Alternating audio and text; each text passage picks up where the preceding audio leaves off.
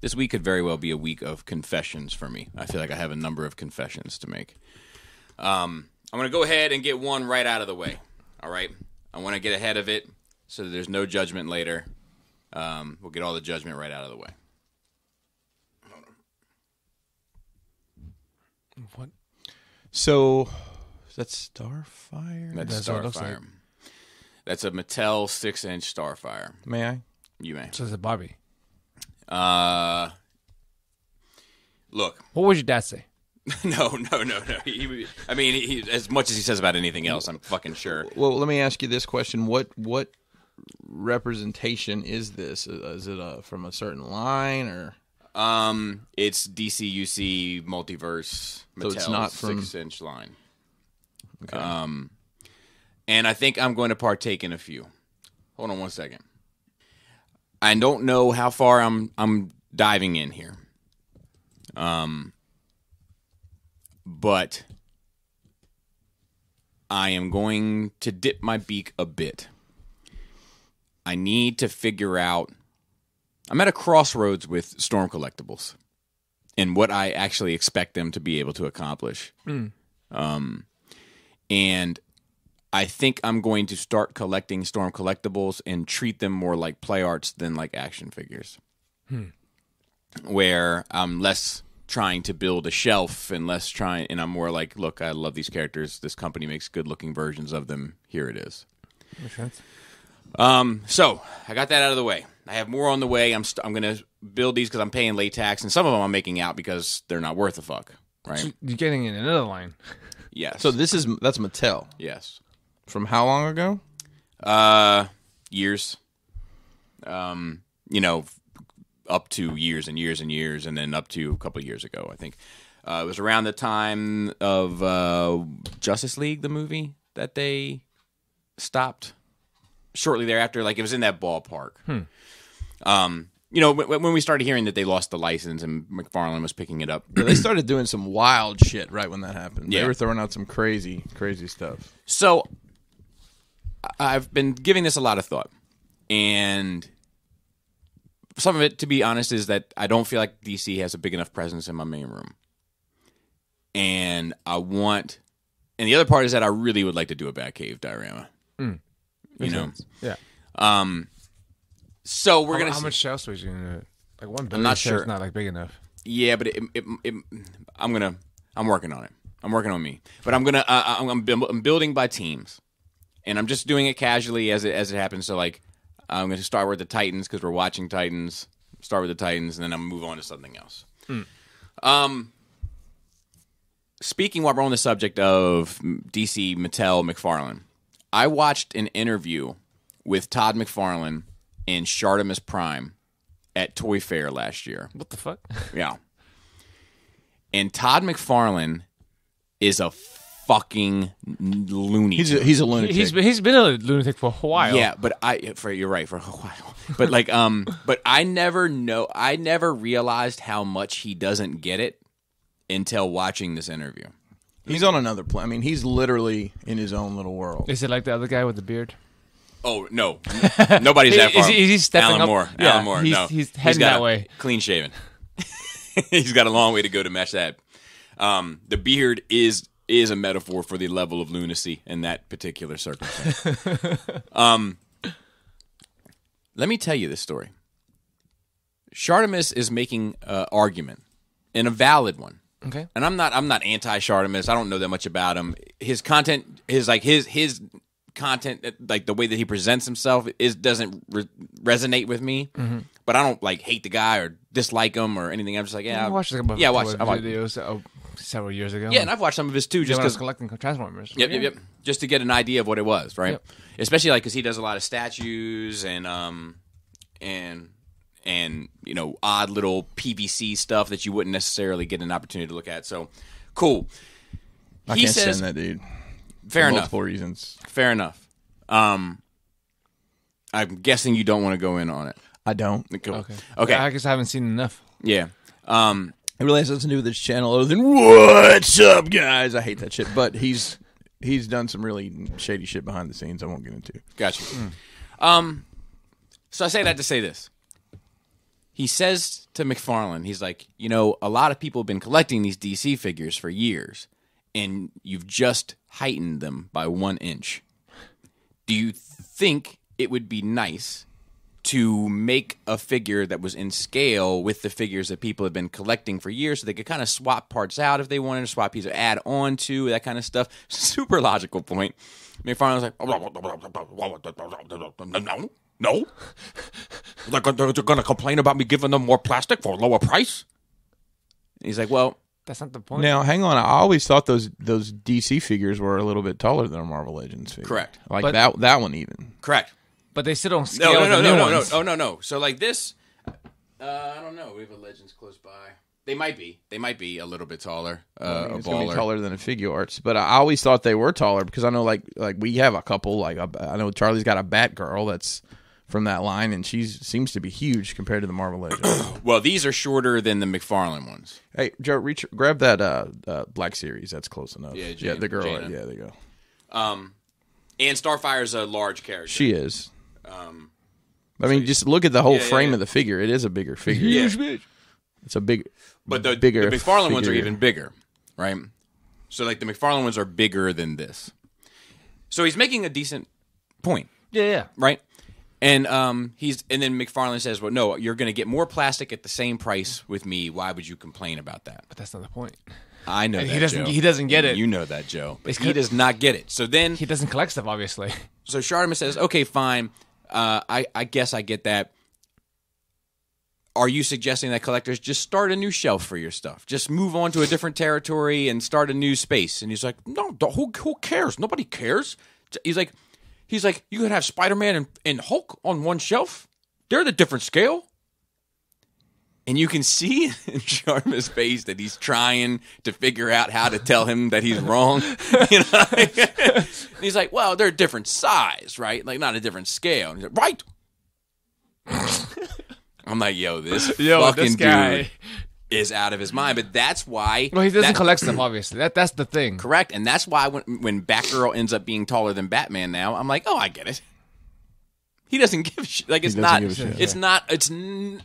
a consideration at all. Every single thing that he does is an art piece based on that character for that piece living in a vacuum. I mean, they're cranking out stuff. On Mondays on Enter the Realm, we review. We basically have Todd time because it's every week. Yeah, they have a new review. I mean, like the it's the Batman story where Batman's got on like it's like an unbuckled straitjacket with a W painted. The Last Man on Earth or something. Bane like with Scarecrow on his back. Yeah, it's like that's the creepiest shit in the world, right? And it looks great. It looks absolutely phenomenal. And it's very, I mean, that story hasn't been out, but a year maybe? I just got it in trade. Yeah. So, they're doing timely stuff, and people love it. People are gobbling it up. Yeah, they do love it. I have, like, a shout out to Pool 5555. He sent me a few pieces, and, like, that's the Superman there, and it looks great, like, there, but, like, it doesn't do much else, And then the Batman That Laughs is on my Joker shelf over there too. But like, yeah, I mean, I could see myself possibly going in on a big figure. If it made sense. I like your pledge collection. It's nice. Are you gonna get one? Are you gonna get one graded? I got to upgrade. I got to see which one is more full. But yeah, because we hung some stuff and. But yeah, it was just interesting to see, and as I'm toying around with getting a few DC characters, and looking into my options and stuff, I was curious as to kind of like I already know where the figures are at that he's making. I was curious as to where his head was at in making them. So you can't and now I know. Guarantee his line is going to be in scale with itself. And here's the thing, because of the way that he's approaching it, I mean, I don't know when a Starfire ever comes. When you can do every rendition of Batman, multiple ones in a wave, I don't know. For years. Like every wave's going to have a Superman and a Batman and a Wonder Woman, I feel like. You know what I mean? Like I don't know where that comes. I mean, some of the sculpting stuff is beautiful and some of the other stuff, but like it brings me to the next part of my confessions. Okay? And I had this mapped out a bit.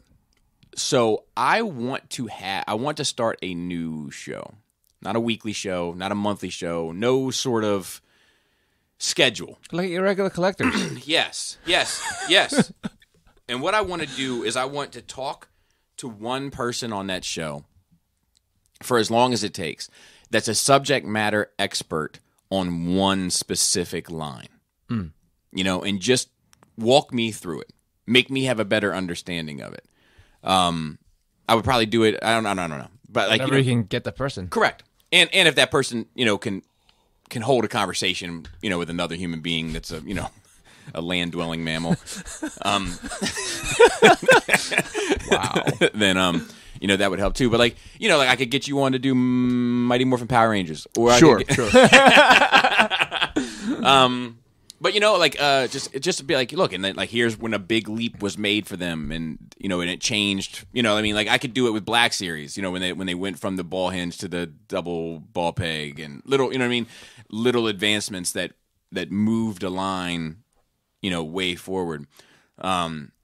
So it's something I want to do because I want to hear somebody who did this DC line from start to finish walk me through it. I want to hear somebody that's been doing the SHF Dragon Ball Z line from start to finish and talk me through it. Oh, fucking Robert D.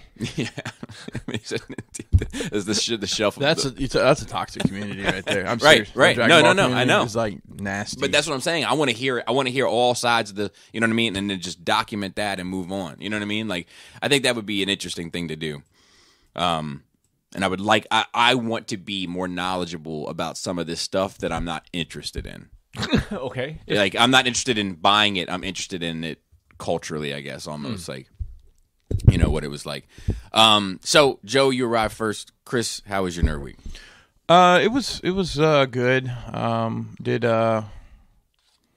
Did a online convention this weekend. I was part of the Legion's Con virtual event. Yeah. Talk about it. Yeah, it was. They used a platform called Crowdcast, which I never heard of. But imagine you have. Basically, I bought a dealer table at this thing, which was my own kind of room, Virtual space, and then people could come in and talk in the chat, and I had the links to everything they could buy that I had for sale. It was cool. I think there were 6 or 8 of us at once, and the only thing that was a kind of a bummer is I didn't get to experience it as a goer. A goer. I was a doer, not a goer. I'm gonna show it, but like Brian Brink did it, and he sent me screenshots. Like you saw, I didn't realize that my room you could look at all of them at once and see what was going on. So there's a bunch of customizers in there, people selling accessories and stuff. And then, just do that on Twitch every day for free. Well, maybe, I guess. I don't know. But just the way they did it, where it was all conjoined and everything was together. There was a bunch of different panels. They did a customizing panel. They did a 3D printing panel. They did a diorama panel, which I got to be a part of, which was really cool. It was a unique experience. But the platform's really neat. Just kind of putting that in my mental Rolodex of things for the future, and a ton of reveals that they did over a couple days. So it was a pretty cool event they did. So now, educate me with this for clarification. Yeah, connect the dots for me, rather. La la la la la. Between Super 7, 4 Horsemen, Cystic Lesions, and then any other previous work that that's connected, like DCUC, I know that they were involved in. So Masters. Right.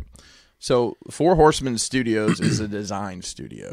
They design things for other companies. So they work with Super 7. They've designed, I want to say everything they've done, basically, Super 7 has done. So it's almost like the 4 Horsemen or anything that's licensed, and I don't know what their relationship is with Super 7, but they design.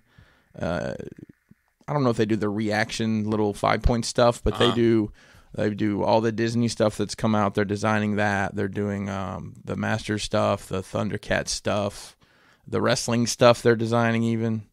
Working with Cgism to do all the soft goods stuff on all that. And then Legions is their own product, their own property, so to speak, that they're pushing out on their own. But yeah, they over the years they started out at McFarlane. That's how they kind of all came together, doing some of that McFarlane stuff in maybe early 2000s or so, and broke off to do their own thing. And yeah, did I think they did the entire Classics line, Masters of the Universe. They might have done the 2000X line, whatever they call that, as well. So, but Legions are producing themselves. And they said they were interviewing some of those guys, and they was like, "Look, we've fallen on our face a lot. There's been many times where we've had an idea for a product of our own, IP that it hadn't worked. So it's exciting to see that the way this has taken off. They announced a new line. They're doing Cosmic Legions. Yeah. And obviously on the strength of the Mythic Legions, they couldn't have done that without. Right. It's almost like fantasy in 40K. Exactly.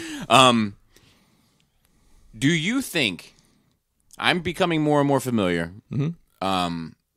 Do you think they need to update their engineering As far as their elbows, knees, hips, Head, shoulders, knees, and toes.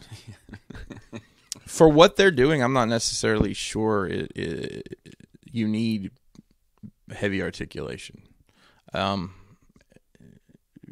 part of it is the part swapping aspect of everything. Mm-hmm. Everything is you can tear those figures down to the bare bones and then put them back together and make whatever you want. And this new line is going to incorporate into that as well, where they're interchangeable between the two lines. Obviously you put these giant shoulder pauldrons on somebody, you're not going to put their hands above their head. Well, guess what? In real life, if you're wearing a suit of armor, yeah, you're not. You're not doing an Iron Man pose. Mm-hmm. Sorry, it just didn't work like that. They have a 2.0 body that is a little slimmer. That does have more articulation. It seems it's still single jointed stuff. I don't necessarily think that. I don't think the crowd that collects those is worried about that. I don't ever hear anybody saying, "Oh, single jointed elbows." The reason the Mezco crowd, because I've been looking at like the Turtles that they did, and then the Thundercats that they did, and it's the same engineering as the Masters stuff, right, from years and years and years ago, and it just doesn't seem like that is a approach that has grown at all. So. It feels dated now, too. I understand. So you're speaking more of the licensed stuff that they're doing. That's what I have more experience with, right. Other than looking at your stuff and JD stuff. Sure. I think that, and I don't know this, it may be a parts count limitation from the manufacturer. Mm-hmm. They may be in that, well, here's your parts count. Like, well, with this we can do, single jointed on our elbows and knees and, one bend in the ankle or whatever. But do you really want a lino that can? I don't know how. There's a balance between sculpt and we're in the Todd pocket now. How much articulation do you need a butterfly joint in your lino? That's what I've lost touch with action figures. Right, it's like because you don't care about that. No, because you got the statues, right, and then you get the action figures. Now people are wanting something in between, right? But then it's never good enough either way. That's it. It's like feature not famine. Articulated enough, or it doesn't look good enough. It's like I feel like it's very personal what you want out of a modern action figure. I mean, in the most articulated action figure I have is 1,000 Toys Synthetic Human. It's insane how much articulation is in that. I mean, the design lends to it, though. But the sculpt would be a nightmare if you tried to slap, a Panthro. Right. On that, and you think about the way the shirts are cut on the Thundercats, they basically are crop top. Yeah, they're tank tops. Right. It's like a tank top tiger almost. Yes. Tank top dolphin. And to put a butterfly joint in there like it's some Naruto figure or something, Yeah, but I hear you, but I mean, like that. I found in fucking with the Lino and the Panthro and these turtle things just recently that like. A double jointed elbow would have made a world of difference. I could see that. And once again, I can't say that I would be mad if they did it, but I don't hear anybody that collects those lines complaining about the articulation. So that's what it is. Like that's what I'm saying. Is it personal what you want out of a modern action figure, and that particular crowd, that particular fandom doesn't care about that. I think it's because it's got the retro vibes still that people are willing to accept that it's. Well, it's like that Masters of the Universe Origin line, which is essentially the 5.5 figures with articulation. Well, I mean, we're coming from literally a waist swivel 5, and right? shit to now you got wrists and elbow, and that's a huge improvement. And you can do a lot with it, especially comparatively. You know, you can actually almost reach his sword instead of not reaching his sword. Before it was always like he lived in a van down by the river. Yeah, that's exactly right. He was like Chris Farley all day long. So it's a balance, but that I've never heard anybody that collects those Super 7 lines or say anything. It seems like they know the audience though. Like if you're selling some shit and it's popular and no one's complaining about it, you're doing it right. Right. Well, let me counterpoint. NECA. I know you don't have a ton of NECA stuff. Correct. But, like, do the big turtles have anything past single jointed articulate? Are they double jointed? Yep. Okay. You can hide it with an elbow pad, but I know a lot of NECA stuff in general is not super articulated. No, but I think to be fair, I think that NECA is another company that hasn't grown the way they should have. You know, and I'm only really, I guess, comparing it to Hasbro stuff, like the growth in their, like they got the articulation first, and then they've got the sculpt and paint to catch up with it. Yeah, you know, and it's like these Mattel and NECA and Super 7, and they seem like they got the sculpt and paint and deco first, but the articulation hasn't caught up yet. Right. And I think that, like, to be fair, and to your point, in that same interview with McFarlane, they said, did you listen to these people? Because a lot of people, I guess, have complaints about the size of the DC stuff. And he was like, no, I listen to the money. And I was like, okay, well, that's fair. If you're selling them like fucking Hot Pockets, then who gives a fuck what people have to say? So that's the problem with people not voting with the fucking wallet. If you complain about something and you're buying it, then you're not going to get a change. Correct. Right. Right. And I mean, also, like, again, depend on your purpose of your action figure. Are you playing with them? Yeah, you need articulation. Are you standing on the shelf? If it doesn't come with a fucking stand, it doesn't matter if you have articulation in the knees because you're not going to bend the fucking knees. Yeah. So, like, that's something, like, that pisses me off with Figuarts, is I feel like Figuarts should be sending a stand with their figures. Just one of the cheesy ones. Not like one of their nice, super done-up stands, but, like, you know, like the way Mafex does it. Where Mafex sends a stand with every figure. Like Mezco sends a stand with every figure. Yeah, and their stands are some of the best. They're the greatest stands. The greatest stands ever made. We're not sure. We're gonna ask Jim. They've got a peg Jim's hole and an arm. Y'all gonna miss that in a few months. You can fly. Oh, like he's going anywhere. Twitter's still going to be lit. It just won't say. Twitter's definitely going to be lit. I will say, like, I am, and you know, it's all. I'm ready to move on with all of it, but I am curious as to December whether he's going to get like in his real just I don't give a fuck bag, or if he's going to get in his like I'm give up bag. You know, like I'm out. What's that song? It'll be gone in November. Yeah, gone till November. It's until November. Yeah, that's give a kiss to my mother. But anyway, yeah, it's just something I noticed recently looking at these Super 7 figures, thinking about NECA, thinking about this DC line, thinking about the Legends and you know, and then of course in comparison to the import stuff, you know, and I watched this. I was telling this guy that used to work for Mattel. He's got this fucking YouTube channel.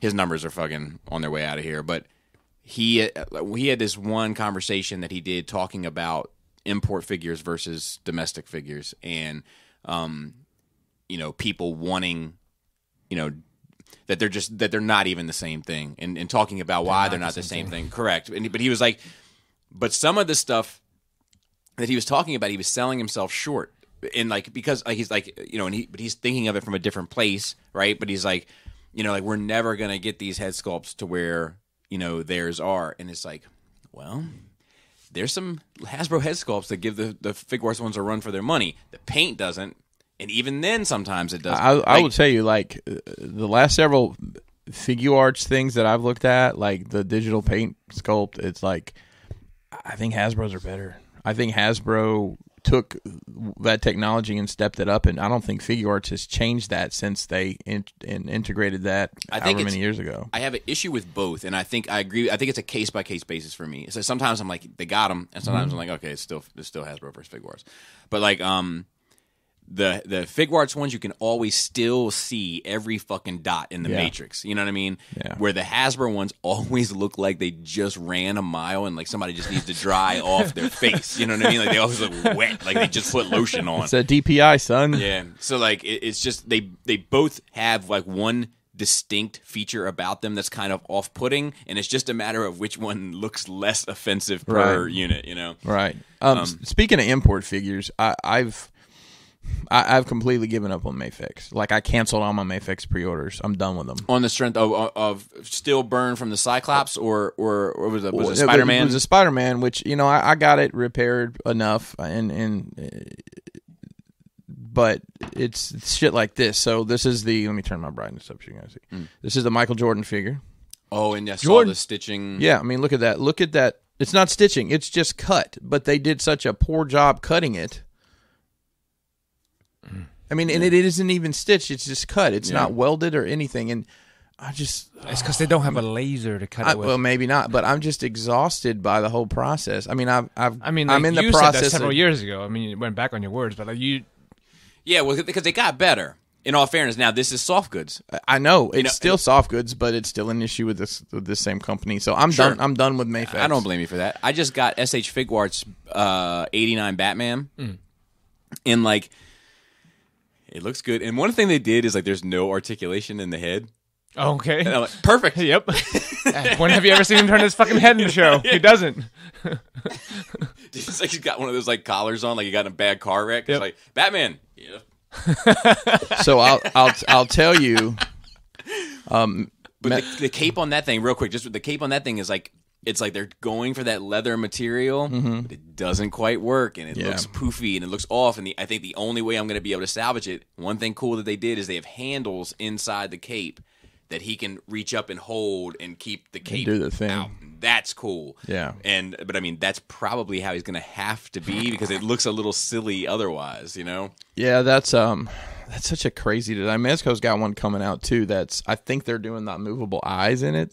Oh god. You know how I hate that shit. Like, you don't like the I don't like how purrs Hot or Toys whatever? does it because I'm always like, if I fuck with it one time, I feel like I can never get them back 100% right. You know, like I'm like they're fucked forever. I'll tell you. So, does that come with a tool? Mm-hmm. Is it? Some company has a tool where they're both at the same time. You move them in unison. Is it Hot Toys? I don't know, but that sounds well. nice. I think it's Thousand Toys because those back to those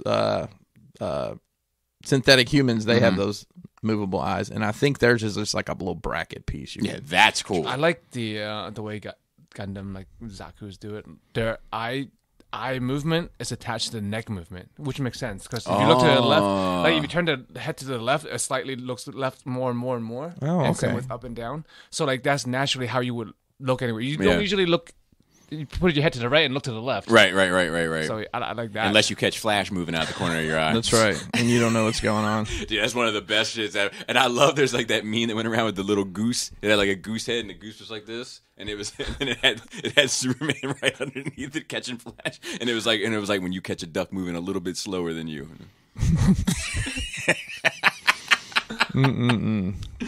Anyway, always the goose, never the gander. Watched a bunch of Star Wars. Watched Mandalorian. I'm sure we'll talk about. Yeah. I watched which Star Wars did I watch? Just kind of been plowing through them. I put them on while I was working this week, so you know they were on. Watched episode 3. okay, and I watched. I love that one. yeah. I watched Solo. Which one don't you love? Tell me which one you don't love. 9. Yeah, Same. I watched Solo, which I don't mind at all. I think it's fine. I like it. I like Solo. I think it's fine. I don't think it's the greatest thing ever. I'm in the don't mind category. I like. I don't understand the hate. Is what I don't understand. I don't understand. I didn't think it got a whole ton of hate. Well, maybe it's not hate. I think it was just such a stink about the whole thing. You know, the fact that it didn't make the money they wanted it to make. Yeah, it's kind of disappointing because I think there's a cool story to tell with the Crimson Dawn and next. Maul. If we'll ever get that. Yeah, no, of course we won't. But like the next maybe one, we'll get a comic book of it, or maybe a TV show. But like, yeah, maybe that would be cool. The next story is the one. Mm-hmm. This is a setup. Yeah, and it's that Solo movie is it's just I don't like the villain, and I like the first act of it, I think the best, like that Woody Harrelson crew and all that stuff. Like I like setting up the crew. So the heist. Do you like the heist? Yeah. I like that stuff a bit more than the rest of it. But I mean, I think that movie's fine. I don't love it, but I think it. You know what I mean? Like I don't hate it at all. And I think the guy who played Solo did a fucking great job. Yeah, I think he did. I think he did a good job as well. I mean, I like. I'm a big fan of Donald Glover. I thought he did a good job as Lando. Yep. Yeah, a lot of people were like, "Oh, that's never." It's like, well, what do you want? I mean, you want a digital version of. I think most people loved him though. I think people are a little split on Solo. Yeah. But I think most people loved the Glover. And then Chewbacca, was great. He stole that show to me. He did. He was great. I really want a second one of those. And it's so funny to watch all that prequel stuff and then watch the original trilogy. For example, Episode 4. I'm gonna put these handcuffs on you. Means so much more now than it did before, because I also love even without Solo, watching Episode 3 and then when Obi-Wan sees Vader for the first time in 4, and when Obi-Wan sees Luke and he has to talk to Luke for the first time. That's almost like I haven't watched them in order in a while and really paid attention, but the scene in Episode 4 when he's explaining to Luke and you can and I know they didn't it's of course it's a broken translation, but just the pain you see in his eyes. I mean, everybody knows Obi-Wan's my favorite character from all the Star Wars franchise, but man, that dude, it's so heartbreaking the way his life. I mean, he sucks. Yeah, God damn, he has the most tragic story. He's the best Jedi, as in follower of the path. Jedi of the path that he thought was the right path. I mean, of what he was taught, of Correct. what the current Jedis were taught to be Jedis. Correct. He followed that shit through. Yeah, he gave up every fucking thing. Yeah. He's he monked it out. Yeah. I have watched the movies in order, but I would love to if I ever. Well, I mean, not that I don't have the time. If I ever had the patience and set aside a time to watch all of it in chronological order. Yeah. Including the Clone Wars, including Solo, including Rogue One. Yeah, I think to watch that's a fucking tapestry right there. Yeah. To watch 2, 3, the Clone War. Well, I guess 2, the Clone Wars, 3.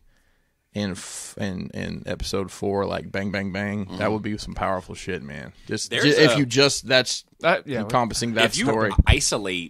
If you were to isolate those three movies, 2, 3, and 4, it kind of is its own trilogy. It is. It's interesting.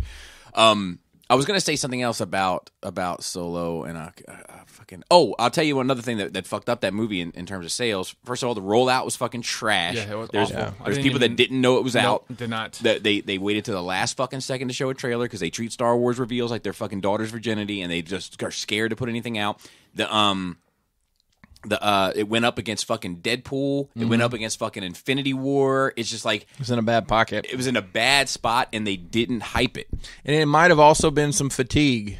Some Star Wars fatigue. It could have been. There was a lot of Star Wars that had come out recently. True. I also watched Rogue One, which, I mean, that may be my favorite Star Wars film. I love Rogue One. I love it. So good. Did you see the rumor that a Bodhi looks like it's coming? Finally, they're gonna do an updated case of Rogue One figures. I'll be in for those with the updated paint applications. Because they need it. They need them so bad. I'm sure, but those are that. Yeah, those were the worst. Those were like the porcelain. Jen looks like a porcelain doll. Yeah, Cassian too. It's like they're all shiny and they're not great. Every eyebrow is a perfect rainbow, or eyelash is a perfect rainbow, and then one dot in the middle. And that's their face. Yeah, that was, there's so much stuff that came out right before they got good, Yeah. That's and I get it. They're going I thought the Rebels repaint was kind of an odd choice because a lot of them are fine. They're supposed to kind of I didn't update any of my I got the Zeb just because they hadn't made it. Right. And they could have redone the chopper because the paint on that. I'm just kidding. The chopper's fine. I updated them all. Yeah. But of them, there was only 2 or 3 that I was like, this was worth it. Right. Hera is the most obvious example of the one they didn't need to update. The original looks fine. Well, and the thing to me is you're translating a cartoon or an illustrator, whatever, cartoon version to a real life. Which what's the Where's the line there for the translation, anyways? The one that needed it the worst, unfortunately, is also the one you can put a helmet on. But that was Sabine. Yeah, for sure. I think that was her original face looked like dog shit, and this new one looks great. But yeah, okay. I watched the movie. I'd never seen it in my life. I watched the movie Heavy Metal, the cartoon classic. Kelly wanted to watch. Were Kelly you mentioned high or standard? Standard. Or were you role playing that you were teenagers again? No, well, it was funny because Kelly had seen it as a child, and because it's funny, like I had to pay $3 to rent it or whatever. And it was an internal struggle for me. I'm like, God, $3, Jesus. You could have downloaded it. Meanwhile, I stopped and got a coffee on the way home. Yeah. It was $8. And think about it. It's so funny how we assign value to things. So, there's a ton of like sex scenes and nudity, it's I crazy. think we've come to the conclusion that Kelly's had they had on recorded off TV or some edited version because she's like, I don't remember all of this. The reason why that shit circulated was because somebody's older brother was like, you got to see this. Right. And then that little brother got a hold of it and was like, Bobby, brace yourself. Because I saw it during that pivotal time. I never seen it even when I was in the film industry. I knew what it was. I knew what it was essentially. With a chromed out fucking box. Chromed out box, right. So, I think that opened the door for so many things. Like I didn't realize, like liquid television on MTV, and the way it was made with all the little like different animations and stuff. Yeah. There's I guess it's the last story. It's the scantily clad woman. Let me be more specific. The one that's on the cover riding the bird. Yeah. This bird is having some like getting struck by arrows, and it's. The noise it's making is obviously a person screaming, and it's like, ah! Ah! You can just hear someone screaming. It was funny, but it was a good, a good thing to watch for me. Like the retro sci-fi kind of vibes to it. I really like that. Yeah, it's cool, man. So. Did you have anything edited for you as a kid that you didn't realize till later? I don't think so. I mean, neither. My parents didn't let us watch. Like they wouldn't let us watch Dirty Dancing. So it's because of. So it's funny you mention that. My wife had an edited Dirty Dancing. I didn't even have an edited. I just it's too. I think they cut out some of the more risky dance scenes, and they cut out the abortion, which is the whole point of the movie. Right. It's funny because that is the scene that is the breaking point for that character. You had a folding table and a rusty knife. Why would you have a rusty knife? I don't know.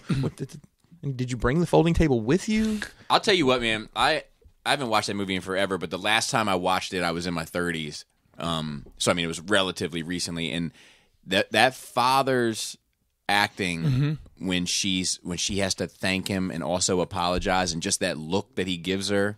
Jerry Orville. I'll take your word for it. He's a great actor. It makes delicious popcorn. He does. There's so much in that face. Like he nails that shit of it's like I'm disappointed, I'm let down, what's happening to you?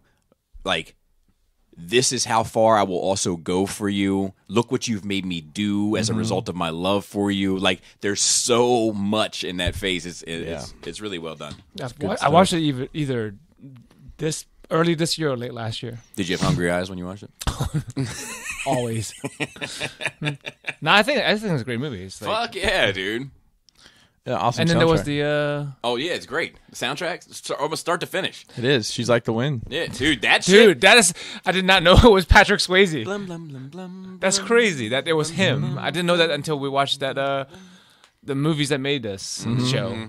That was That was also a great documentaries episode. Yeah, that was good. I'm not saying I'm baby. I'm not baby, but I'm baby. Is that old lady? But I think that's working on diorama stuff. I've got Popeye docs. I've been 6 of those I'm making at once. So and it's we do a lot of gray. Yeah, everything we do. Which I got a compliment on that. It was someone said the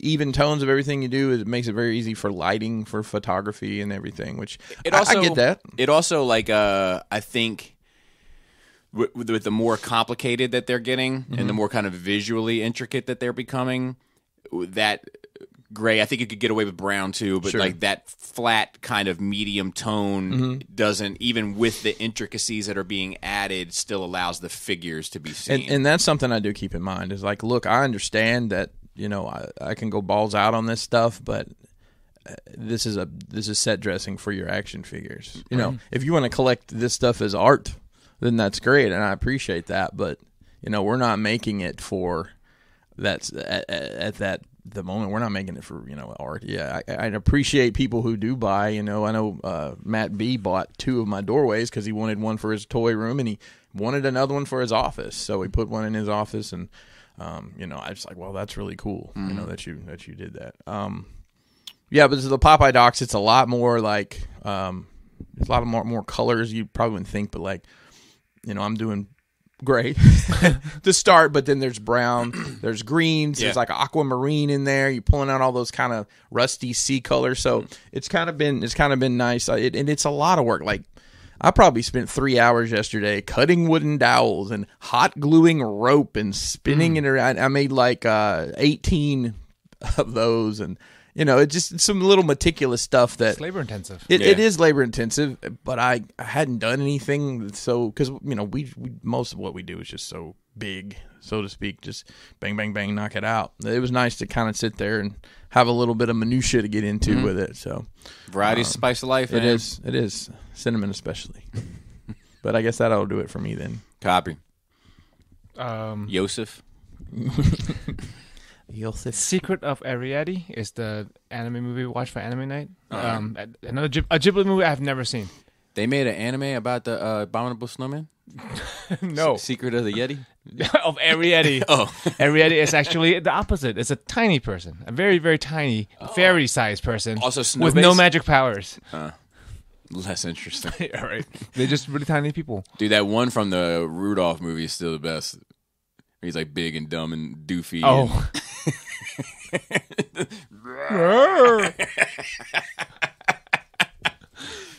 How was it? That was good. I enjoyed it. Like, had you seen it before? I have not. That's like one of, I guess, very few. I didn't even know I didn't watch a Ghibli movie. I thought I've seen them all. It must be newer, but good family movie. Your kids could watch it.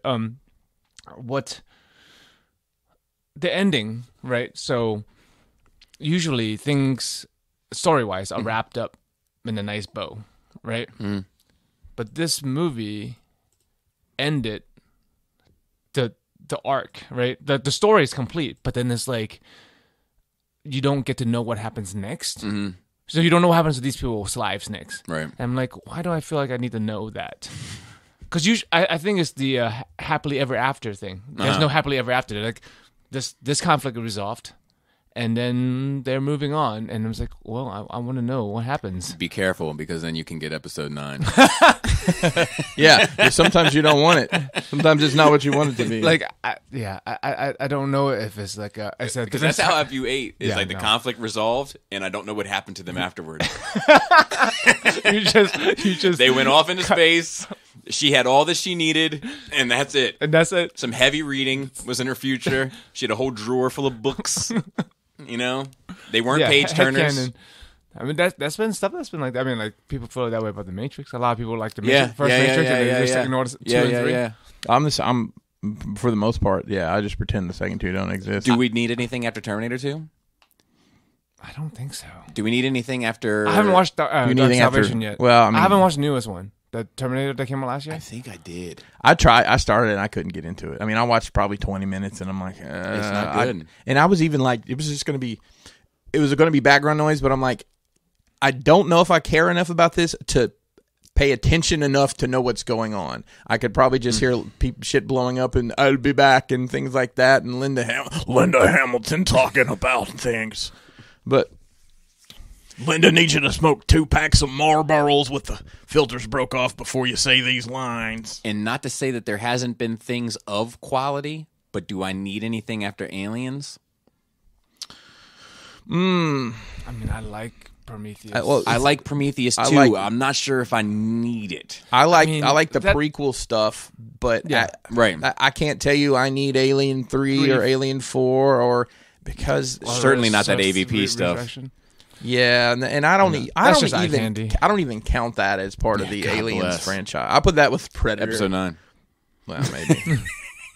I mean, 3, like, people didn't like the ending because, like, it's a tragic story, but 3 wasn't a bad movie. No, it's not yes, I agree. 3 is not a bad movie. It's only bad because it comes after 2.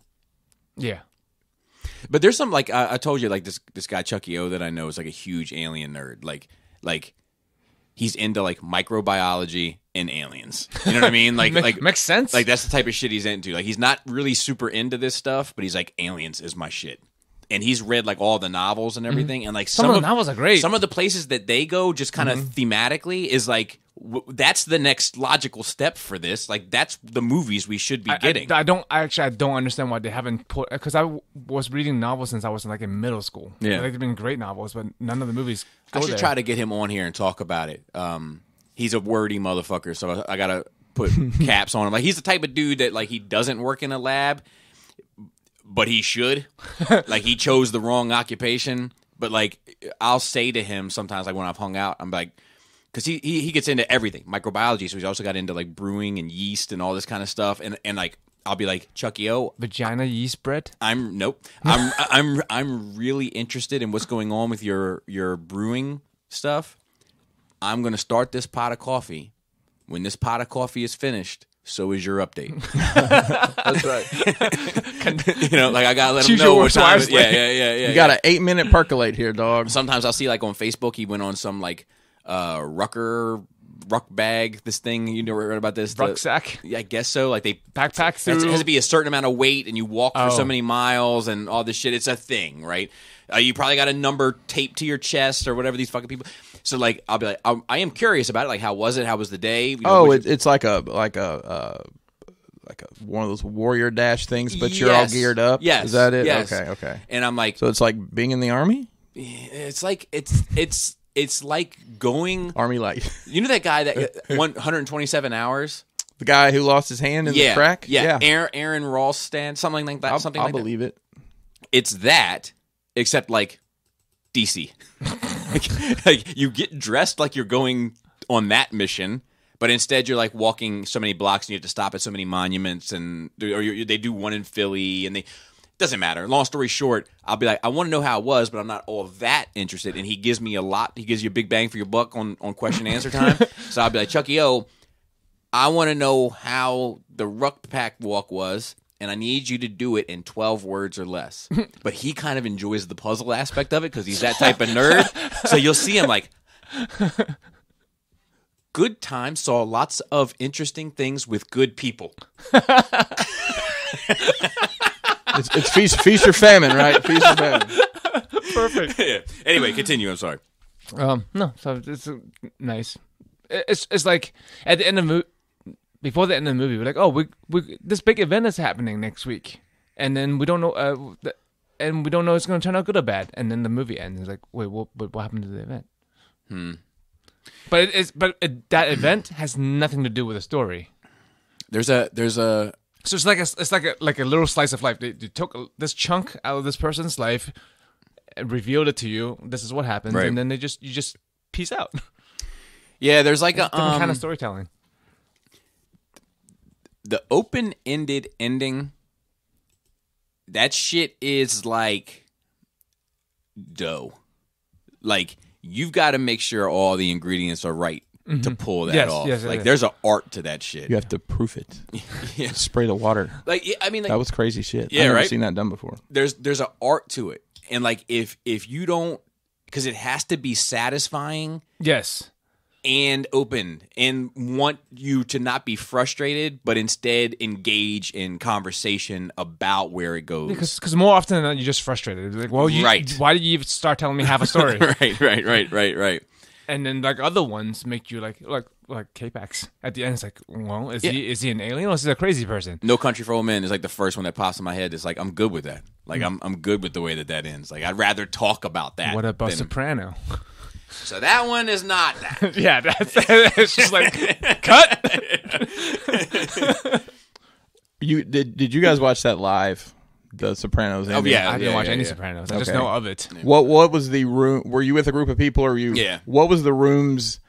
What happened in the room when it went dark? So a couple people on the what the fuck side. Mm-hmm. All right, and then the rest of the room, intense argument over whether he was dead or not. Well, did anybody immediately blame someone for turning off the TV? Or Oh, yeah, that yeah, happened yeah, to me. yeah, It was yeah, like, yeah. what did you do? What did you do? What? I didn't do anything. So look, I got to tell this story. This is an embarrassing story for Laura, but it's so good. So I went to I bought the office space DVD from like a I don't know if it was a pawn shop or a flea market. It was some secondhand sketchy shit that. The cover with Milton with the Post-it notes covering him. Yes. I'm familiar. Okay, so here we go. I tell Laura, I was like, look, I got this thing for like $3 or whatever. And she's like, from where? And I'm like, well, a pawn shop or a bootleg place or whatever. But it wasn't. It was, you know what I mean? It was like just somebody, it was secondhand or whatever. Yeah. And she was like, from a flea market or a pawn shop? Or are you sure it's okay? And I was like, yeah, it's fine. Look at it. It's fucking fine. And she was like, I guess. So I had seen it and she hadn't. So I've put in the DVD. And remember like DVD menus when they got fancy? When it wasn't just a flat screen. It was like a little build-up that led to the menu. And repeats over and over again. Yes. So the Office Space one is the virus. The Superman 3 virus downloading, and then it brings you to the memo screen. Freaking cool! I remember that. And as I missed that shit. Now that you say me that, too. And as it started, it was like virus downloading. Laura was like, "I told you, take it out before you finish downloading." That's great. I'm sure a lot of people had that freak out moment because that was right with like, what's going on? Technology, DVDs. What's it? Y2K? It was so funny. No, that's good shit. Oh God, coronavirus is getting real. Jesus. Oh God, look at his face. We're all gonna die. It's just coffee down the wrong pipe. Oh God. Too much of that. More deadly. Lots of streaming. Lots of deadly women. It's our free time, and me doing 40K when I'm left to my own devices. You were talking to us about deadly women on Saturday. It sounds. It's interesting. Interesting. They vary so much. The stories are so different, but they are all interesting in different ways. Yeah. And some of them are disturbing. Like, no doubt. Like there are some fucked up people out there, and also the fact that some of them you don't realize, or they don't realize they're fucked up till they're old. You're like, this bitch was like fucking fine all her life. She turned 68 and she started stomping people. Like, so what makes you? How do you live 68 years of your life without realizing you're a fucking sadist? So I have a 2-part theory in regards to women and losing their minds. Allow me to break this down. On one hand, I think if the average woman has to deal with a quarter of amount that Laura has to deal with on a regular basis, I think that the tipping scale for that, for when the weight finally outweighs and it just flings the sanity from the other scale onto, you know what I mean, begins to get. So I think women got to deal with a bunch of bullshit from their men and from a number of different other circumstances, I'm sure. So Laura's going to end up on a Deadly Woman episode. So now let me tell you the other half, because yes. I think there is a scale of the amount of children you have in a woman's age, like a sliding scale of like, more children with age, and the lunacy tends to rise. And I'm going to tell you what I blame it on. One, it's constantly catering to people. Mm-hmm. Like I have, like when I had the kids, whenever I say that, I feel like I'm divorced. But like, you know what I mean? But when I have the kids, I'm like, all right, it's breakfast time. Like I'll make everybody know I'm doing breakfast, right? And you get, this one likes a yogurt with the little granola bits in it, and this one likes 2 pieces of toast with sugar and cinnamon, more cinnamon than sugar, with butter, and she doesn't like it spread. However, I do spread it because otherwise she'll just pick the butter pieces off and eat the butter pieces.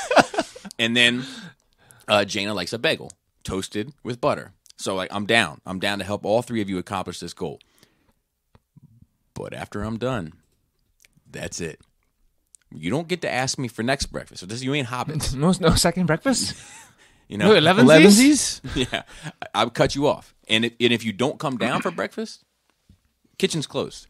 You missed it. You're welcome to make something. Continental breakfast. But like, yeah, kitchen's closed. Like I don't play that shit. But my wife will be like, okay, you want something? Okay, I'll make you something. And now I'll make you something. So like you just constantly are catering to these people, and then you're listening to their little fucking stupid songs all the time. Like like that shit this morning with like, what was it called? The frog? Like the turtle? Yeah. Oh yeah. Sorry I didn't throw up in my shirt earlier, guys. Yeah, we'll talk about the turtle in a bit, but like the frog puts his hands up, frog puts his hands down. Like you listen to insane, that probably. shit over and over and over again as you're constantly making blueberry bagels and shit, and like you just and you're married to a man like me, and then by fucking 60, you've lost it. And she stabbed you 84 times. Yes. Yeah. So anyone out there who, I guess it's not good background noise because you get invested. You kind of want to know what happens. Mm. But for anyone out there just looking for something quick, easy watch that doesn't take a lot of emotional investment, I think that's part of what it is. I don't know what it is nowadays. I'm just drained of emotional investment in things. Mm-hmm. So even when I start watching something or reading something, when it starts to get intense or tense or like the conflict it's rearing its head, I'm just like, really? Yeah, I'm just like, do I need to add stress to my life? The answer is no. That's interesting. Like I know it's good. I used to enjoy it more, but now I like. You're like, I got enough problems. Even with a manga, this is a 137 chapter manga that I love. It starts from the Netflix Dorohedoro. I'm at chapter 130. You said Hodor? Hodor. Oh. I'm at chapter 130. Hurt my heart so much. Yeah. And I'm like, I was like, oh, this is getting tense. Let me put this down. I'll come back to it. It's been 2 months. That's interesting. I'm just like, I don't need that stress in my life. That's interesting. So, Deadly Woman is like at 45 minutes episodes. Right. And like 3 stories, each just 15 minutes. So like there's time where me and Chris sit down. We're like, well, we got like 15 minutes. Let's watch one story and then put it down and then come back to it. Right. So like if you want something like that to watch, something easy watch, Deadly Woman on Hulu is great. And this week I do have a recommend. Okay. For my like weekly listening of, creepypastas, no sleep, the Neverglade Mysteries. It's pretty fucking good. The ending is great. It's 7 hours long altogether, and it's compiled into one 7-hour video. If you wanted to just do that instead of trying to catch the episodes, and it's got a noir feel. It's like supernatural type stuff, but like it's got like that noir detective feel to it. And of course, we must always mention that real G's move in silence, like lasagna, and also like gnocchi. That's true, but it doesn't work as well. You just made me think of something talking about stress. If you want to add that stress, so a couple things in my life, I've tried to de-stress a little bit. I always have my daughter is supposed to do the dishes at our house, load and unload the dishwasher, right? And it is a very stressful struggle to get her to do it, to the point where I know the vibes. I've started doing it myself. Really? And I didn't know we had so much silverware. I literally am overflowing with dishes. Do you lay down a guilt trip at all? I try to. Yeah. She doesn't seem to take it though. See, I can work. And I give her a little slack because she did get she's gotten braces and she got wires on yesterday, so she's miserable as hell. But still, I'm like, come on, I'm doing this now. I can work a guilt trip. I'm really good at it. Yeah. And I'll like, no. Don't worry. Oh, I do that all the time. I got it. Yeah. But she doesn't seem to care. I just came home from work. I've been working for fucking ever. Don't worry. I got it. You stay seated. Relax. Put your feet up. I'll bring a little ottoman over. No, put your feet up. I want you to relax. You've earned it. And do you need some warm? You need some warm bread. And I can just see her just melting into her own. I wish I could get. Kennedy doesn't melt much. But on that same note of de-stressing, I had something interesting happen to me. That was adjacent to me. I got contacted by 3 of my diorama customers asking if I knew X person. And I said, I know who they are. Same person? All three different people? Well, two of them came right out with it. The third one alluded to who it was, and I said, is it so-and-so? They're like, yeah, how did you know? I said, it's the man of the hour. Basically, there's someone else in the diorama building world who has taken money and ghosted people. Who's a pretty well-known name in the diorama community. Really?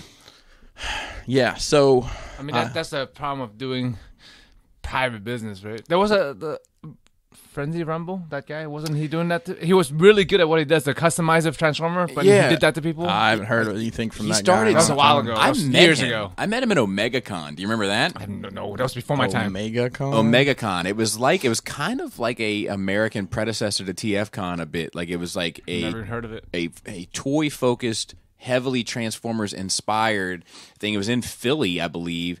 They had the guy who, like the UPS man from Mad TV. Phil Lamar. Yeah, like they had, like, and I think he did the voice of Jazz and animated. He does a lot of voices. Yeah, so he was in Futurama. But they brought in like some acts. You know what I mean? Like it wasn't like it wasn't like the. It wasn't in JCC. It wasn't, but it was similar in size. But they had guests. Yes, but it was like a little bit elevated. You know, and but they only lasted like I think 2 years and they folded. Really? Yeah, but I don't know how I got there. Rumble Frenzy. Rumble Frenzy was there. I met him there. Like I remember his work was amazing. And Yeah. then people paid him to do stuff, and he just fucking stopped doing it. I met him there, and he had a bunch of his workout on the table, and I got to see it like firsthand. It was good, right? beautiful. Yeah. Yeah. So And then this happens. I'm in a lot. I'm in a lot of groups, as I mentioned, and I admin. How's the Jedi group I'm not in it. and the Heaven's Light?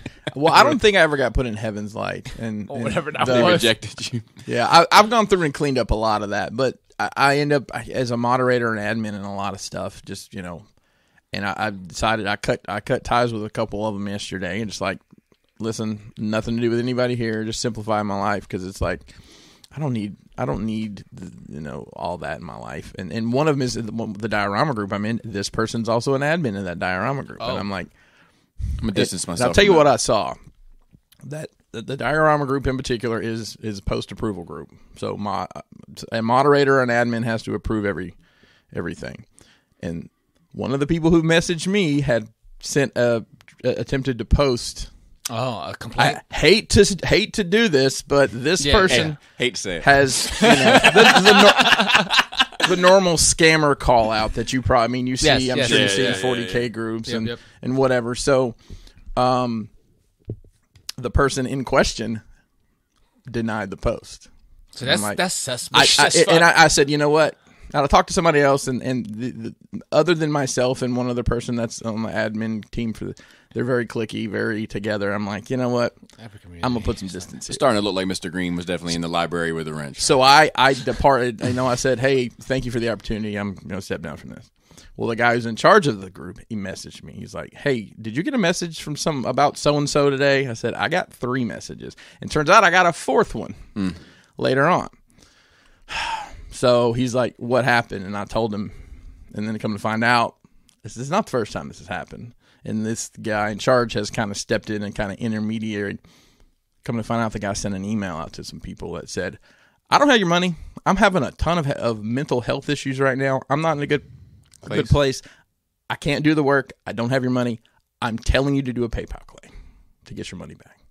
I'm like, wow. But you're good enough to be adminning on this fucking website. Yeah, That's the thing. I'm like, you were there today, but yeah, that's why you step out of it, right? right. I don't need this shit. I don't need the stress, and like, That's why I don't need to be attached to that in any form of it. Because the thing that bothers me most about that is when people scam people doing custom work for action figures or dioramas.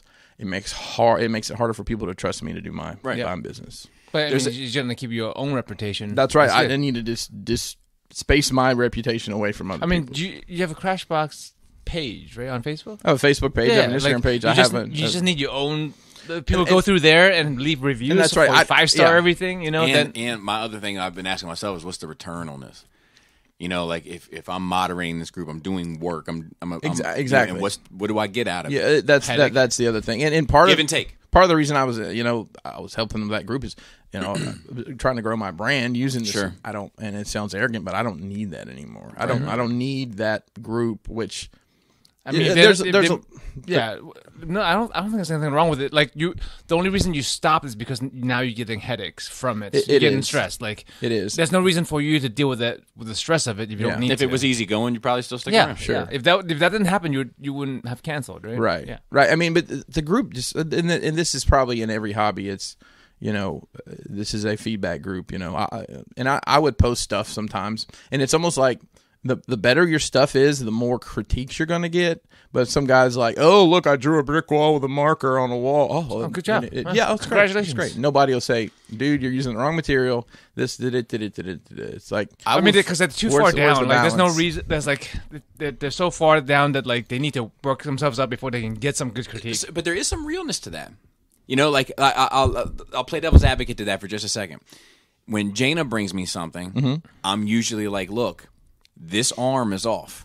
Yeah. Like you've got it. you've got the right idea, but because of how the arm is bent, you've made this arm 3 times longer than it should be. You want to show that this thing has an arm back there, but the amount of arm that's going to be covered by the body would only give you about the wrist, a little bit of form. You know what I mean? So I had to be critical. But I mean, you know, Leia draws a circle with 2 sticks underneath. She's like, "This you?" I'm like, "Perfect." Exactly. You know, because that's a level. Because that's they're level. at different points Yeah. where they, you know what I mean? Like, because I am a believer that, like, you know, like there's been so many things, drawing wise, diorama wise, review wise, podcast wise, where people saying, "Look, more of this, less of this, or this works, this doesn't," and it has made me better. Yeah. You know, and I don't think they would have done that had I been using a crayon.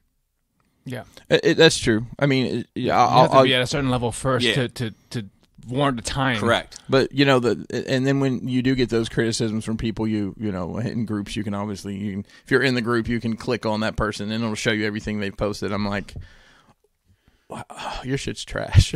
Oh yeah. and you haven't posted anything in 3 years, Right. So Right. Yeah. you know, I don't know, just trying to. Yeah. I mean, Focus that's a why I little quit Facebook in the first place. Just de-stress. The other thing I wanted to comment on that you had mentioned that side topic, but a good piggyback thing is something that I struggle with when you had said, you know, mental health issues. I don't have your shit. I'm not making it. Is I find it hard sometimes myself to draw a line with people between sympathy and accountability. Yes. Yes. And because I have 100%. I have a lot of one, and I expect a lot of the other. Yes. That's it. Same. Like, dude, sometimes I just got to fucking put my shoes on in the morning and go. It don't matter how I feel. And I think most people's problems with this particular individual is he was not responding to messages. He wasn't anything. Yeah. He was ghosting people. And I think if you would explain, hey man, you know, I got some stuff going on, blah blah blah. I'm going to try to work on it here. Or if he had said, dude, just can you file a PayPal claim? I'm sorry, I'm just not going to be able to do this. I mean, I've had asked people to do work in the past where they end up not being able to do it and they give me my money back. Mm-hmm. They're like, look, this project ended up being bigger than I can handle. Let me send you back your stuff and here's your money back. I mean, I You know, like that. Yeah. That's like, where did the money go? right, You took people's money. It went somewhere. right, It's fine that you don't want to do the work. You can cancel your fucking job, but you fucking owe people money. Yeah. yeah. Yep. I mean, I had a job I had taken on last summer that I'd gotten, I don't know, it was like 80% done, and I'm not going to do it. I messaged the guy. I'm like, look, dude, and all I had from him was a $50 deposit. That's all I had. Yeah. Back when I was just taking deposits for stuff, and I said, I'm not going to finish this. It's nothing to do with you. I just don't have any passion to finish it. But I'm going to give you what I've done, which is completely usable. Right. Yeah. Yet it's still sitting in my basement because he's yet to come get it. It was the agreement he was going to come pick it up because he lived in Philly. But Right. anyways, I mean, I just As a very business clear person. communication. I'm like, I'm not going to finish this. I'm sorry, I have no drive to finish it, but I'm going to give you probably $400 at least worth of work here that's already done. Yeah. And you can finish it yourself or throw it away. I don't care. And it's like not between friends. Like if you're starting to sell an item or sell a service, you've become a business person and you've become responsible. You've taken the responsibility of doing the fucking thing. Yeah. Yeah. Like a guy with with issues can't just fucking shut his store down. Right. He's got fucking employees, got people to feed. You know, like I don't know. Yeah. So yeah, exactly what you said, Bobby. It's like lots of sympathy for people with mental health problems. Yep. I'm there, but also being accountable because you just fucking got to do the thing. Right. You do. You know, I mean, we all have mental struggles on different levels, and you know, I struggle with stuff myself. I don't talk about it a lot, but you just gotta, you know, find the right creative outlet. And sometimes for me, it's just turning it down a notch, turning it up a notch, and trying to find the right place you need to be in mentally to do what you want to do, but also what you need to do. Yeah, so maybe finding another way to do what you're doing that makes you feel more creative or less creative, or You got to figure zoning out more. coping mechanism, something that works for you. It's different for everybody. For me, it's like turning robot mode. It's like, well, here's my list of tasks. I got to do them. That doesn't work for everybody. Same with just like diet and exercise. Some people do things differently than others. Whatever works for you, just got to fucking find it. Yeah. Pizza normally just works like, for me. Love it. You're not going to be 100%. Hey, love to taste it. Love it. Just operate. Just be somewhat functional. Yeah. Yeah. And get help. There's plenty of places you can get help. If you're that dysfunctional, then you shouldn't just be sitting at home. You need some Right. professional help. It makes me think about Steve Martin in Parenthood, when he looks over, he's like, she's like, I guess you have to do it. And he looks over at his wife and he's like, my entire life is have to. That's right.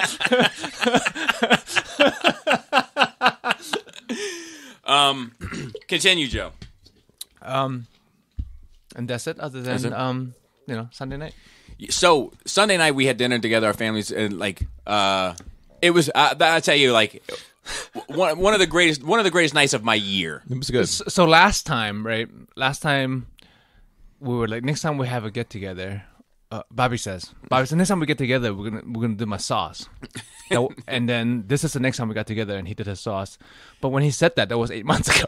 Yeah, but we got in for the dumpling. It's different though. It was like particularly. Oh yeah, when get together next here. One, next one here.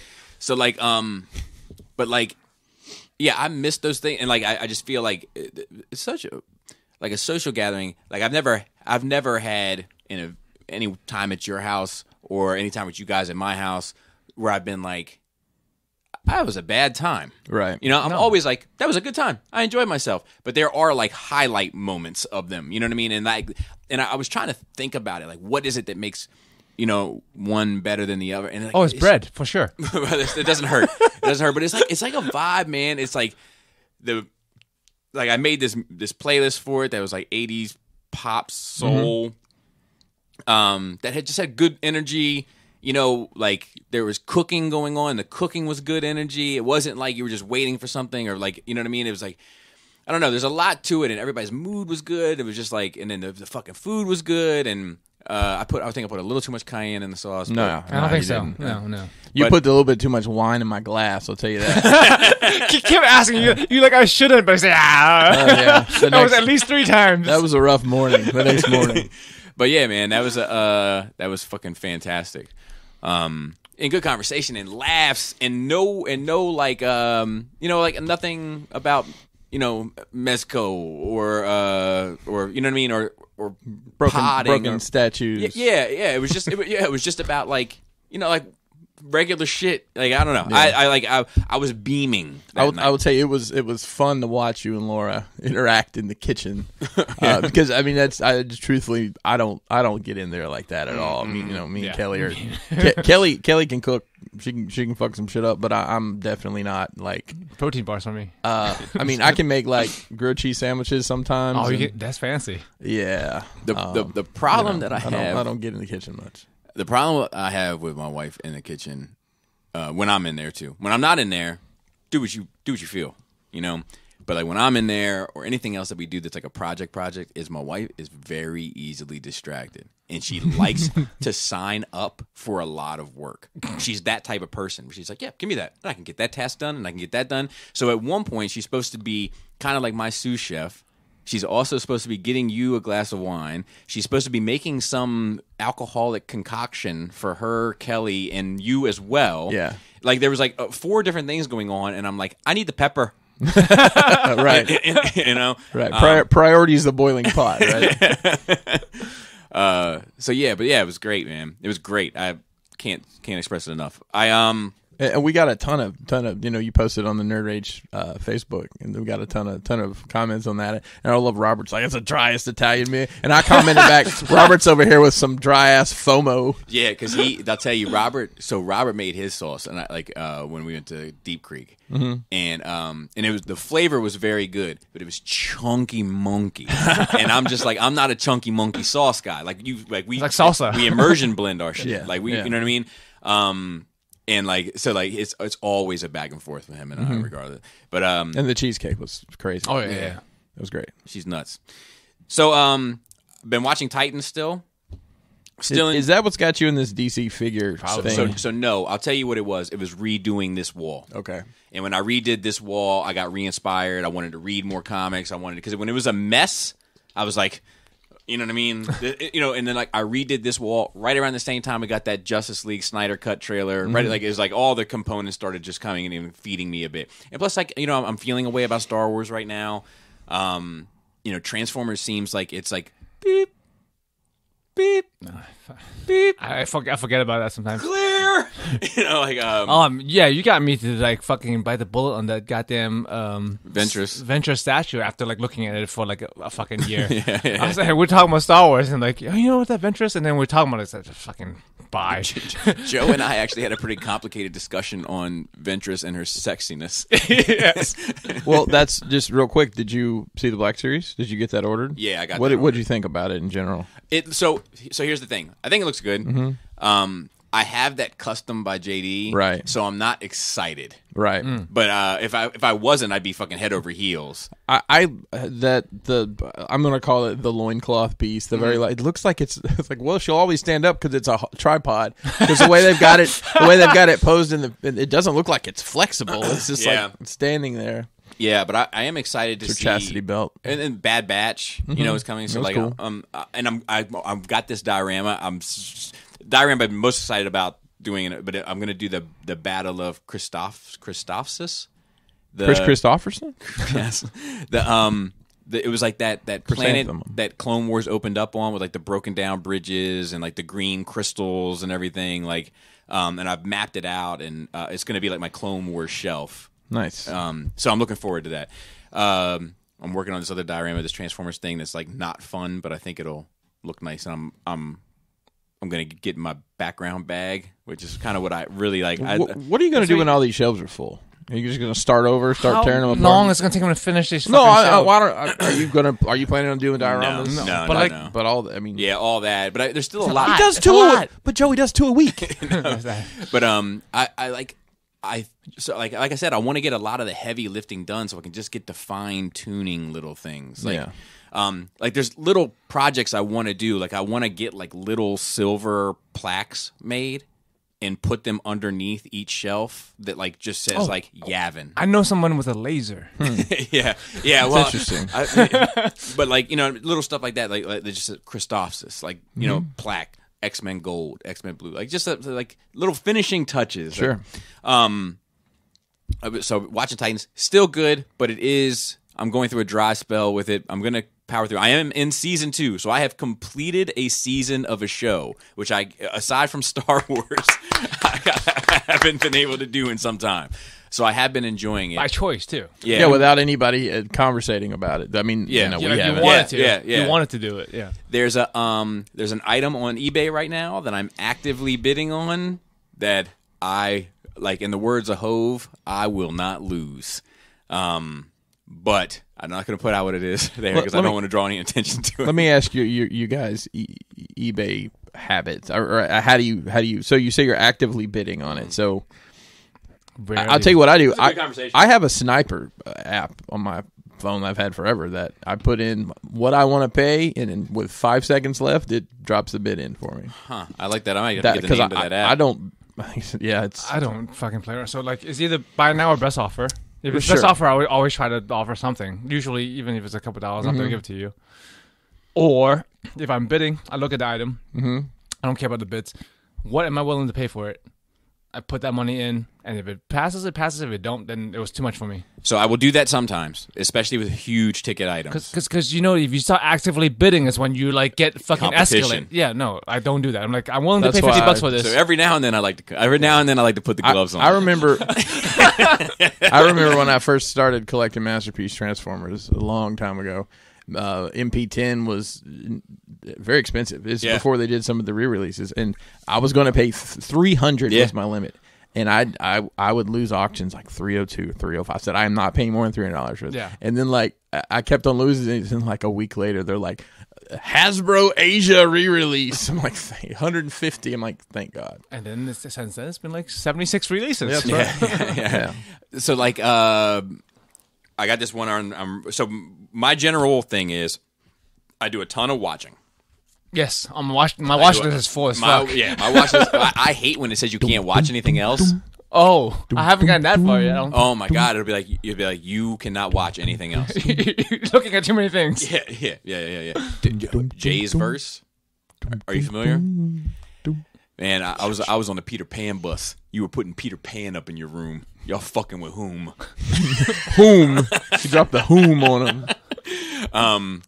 when he's you can't disrespect it because you got a little check cut. You was sucking it so long, fucking your little neck up, and now you're too big for your britches. You got a few little bitches. You think you Hugh Hef, but you just ridiculous. God, that was him at his. You know, if all that space in your mind was used for good. I sometimes I'm like, if I could just forget who Ifant Mon is, I don't know who that is. I could probably promote at my job. Yeah. I've often worried if about. I could just free up that little space of not knowing who Ifant Mon is, I could fucking It's like a promote. computer when you like hard drives full. You gotta delete some shit. Yeah. I just or defragment me. At least. I'm waiting on the open up the Windows viewer and do the defrag on my brain. Yeah. I forget where I was going. Oh yeah. So I watch a ton. Mm-hmm. I things that I'm like, I don't want this to slip by me without seeing how I feel about it. I'll make a low bid on. And then, because then it'll tell you. Yeah, then it'll tell me it's getting, and like I can really keep tabs on it. There's some stuff where I'm like, I'm bidding high immediately, just to let them know what the fucking time it is. You know what I mean? Like I'm here to play. And then there's stuff where I'm like, this could get pricey. I'm willing to pay this for it. I'm going to bid that amount now, and I'm walking away from it. Mm-hmm. So I'm a very system, like it's a circumstances dictate the actions. I mean, eBay is good with it now. Back in my day when I was first eBaying, back when they had said porn and stuff on there, like the money you put in is the money. Like if the item is $2.50, you bid 50, it goes up to 50. Now it's not like that. It's incremental. Incremental for you. Right. I remember that as well. And I'll tell you something else for those listening. Last week when we were walking out of here, Chris made this comment about the statue silhouette, and it's been fucking with me ever since. I said, what now? I said it looked good. He said it looks like a penis. Yeah. So I have a Star Wars statue on my shelf of Darth Vader holding his helmet, and the silhouette cast against the wall, Chris said it looks like a guy with an erection with a huge dick head. I don't remember saying You said that. You said 100%. that. And now we're both not crazy. Okay. All I can see is Darth Vader with this huge erection and this insanely big head of his penis. I'm going to take a picture of it and post it on the Nerd Rage page today. I mean, I see it now. I seriously have. I have no recollection we of that. didn't see that. I thought that was a cool silhouette, like Moody.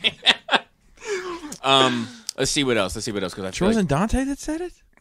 Oh. See, I'm not fucking nuts. Maybe. I'm not nuts because I don't remember that at all. Maybe it was Dante. Okay.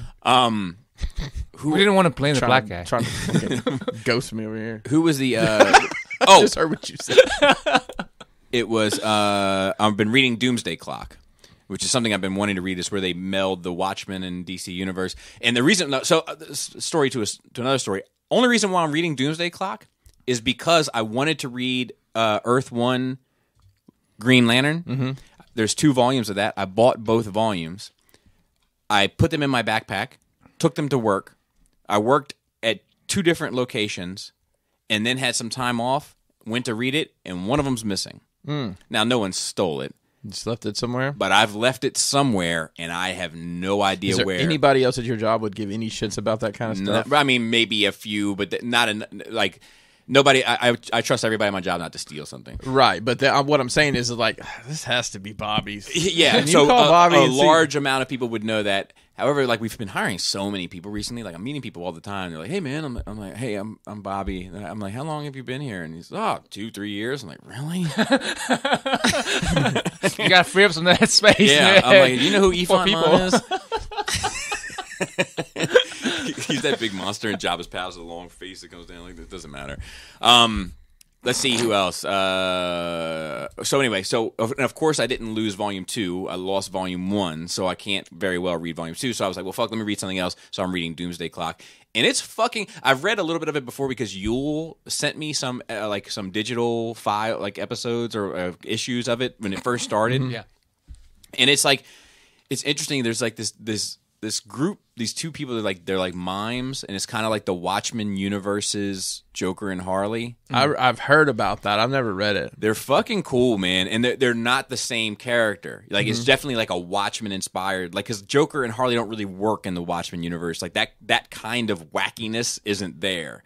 So like. It's like a very kind of what you would expect them to be like over there, and like they're mimes, right? So like the dude, this one scene is so fucking awesome to me. But like the Joker character, he's not like insane. He's insane, but he's not like laughing, giggling, clown insane. So he basically says, look, before we go, I want to get my things, because they free him out of this jail. So they have it down in, the little vault where you keep all your belongings and shit. Well, they steal your money and necklaces, according to the rappers. But aside from that, like, you know what I mean? Like, you keep all your belongings in there. So Rorschach frees him. And they're like, yeah, let's go down there and get your shit, and we'll get the fuck out of here. We got to go, though. Time is of the essence. So like, they get down to this locker, and they open it, and it's empty. And Rorschach's like, it's gone. Fuck it. We got to get out of here. Time. Tick-tock, tick-tock. And the mime guy's like, and reaches in and like grabs nothing and like wraps it around his waist and like clicks it in and like grabs something else and like puts it in the back of his, you know what I mean? He's like grabbing all this, like you know what I mean? But it's like, he's insane, but he's not ha ha ha ha ha insane. It's like a different type of insane. He's like, I see shit you don't see. But it's fucking cool. I have been enjoying it. And then I want to say that there was one other thing. But Mandalorian. Yes. So let's talk about that. Sorry, Joe. Okay. So Doesn't bother me. Out of 10. This one probably gets 8.5. Yeah, this one's like a 9 for me. It was a great episode. We get into some of the things that we've been talking about. Understanding. We were kind of hoping that that's the direction. Yes. Understanding the differences. Let's do good, bad, and ugly. Oh gosh, I don't know. I don't know if I have any ugly. Good is that if Most there of was it? any doubt that Clone Wars this is definitely Clone Wars is canon now. What about you? So, Bo-Katan shows up. Mm-hmm. I mean, Love to see it. And Love to hear it. the mystery, the wrestler girl that was in the shadows is one of the Mandalorians. One of the Mandalorians. Yeah, she's not a Jedi. She Is her character by name in the other stories? I don't know. Okay. Off the top of my head. It didn't register to me, and I always watch that one guy Screen Crush after for the Easter eggs, and he didn't say that. Yeah, she was in this episode or anything. So it may just be some new person. So my favorite part of the episode is the Mandalorian is like, there you are, more of my people, and like goes to approach them after like a little skirmish incident. And Bo-Katan like takes her helmet right off. She's like, "Yeah, I'm Bo-Katan." You know what I mean? And he like backs up like, "What's going on?" He's like, "Where did you get this armor?" Yeah, but if you think about like his worldview, like every Mandalorian that he's running into recently is like just taking their helmet off willy nilly and have, you know what I mean? So he's like beside himself, and she breaks down the difference. Because like in Clone Wars, like the helmet wasn't Correct. a fucking thing. So she gives the explanation that basically the sect of the Mandalorians, you're a child of the Watch, is what she says. A child of the Watch, and they have become like Mandalorian zealots. Mm-hmm. They're like these fundamental. You're in a cult. You didn't know you were raising a cult, but you were raising a cult. Yeah, basically, That instantly does so much more for that story, for that world, for the connections back to Clone Wars, for the connections to future stuff, to how we see him. It's like, and he gets to take his helmet off now. Yeah, he's got to figure out. I'm saying, like for real world reasons, if that was a thing. Remember, that was a thing. So this is the way will probably become his way. Do you know what I mean? Like he will find his own way, and that will be the way. My way or the highway, like Limp Bizkit. Yes. That's what's going to be. My way. I will say that I thought Frog Husband looks a lot cooler than Frog Wife with his red eyes. Yeah, I'll give you that. Yeah.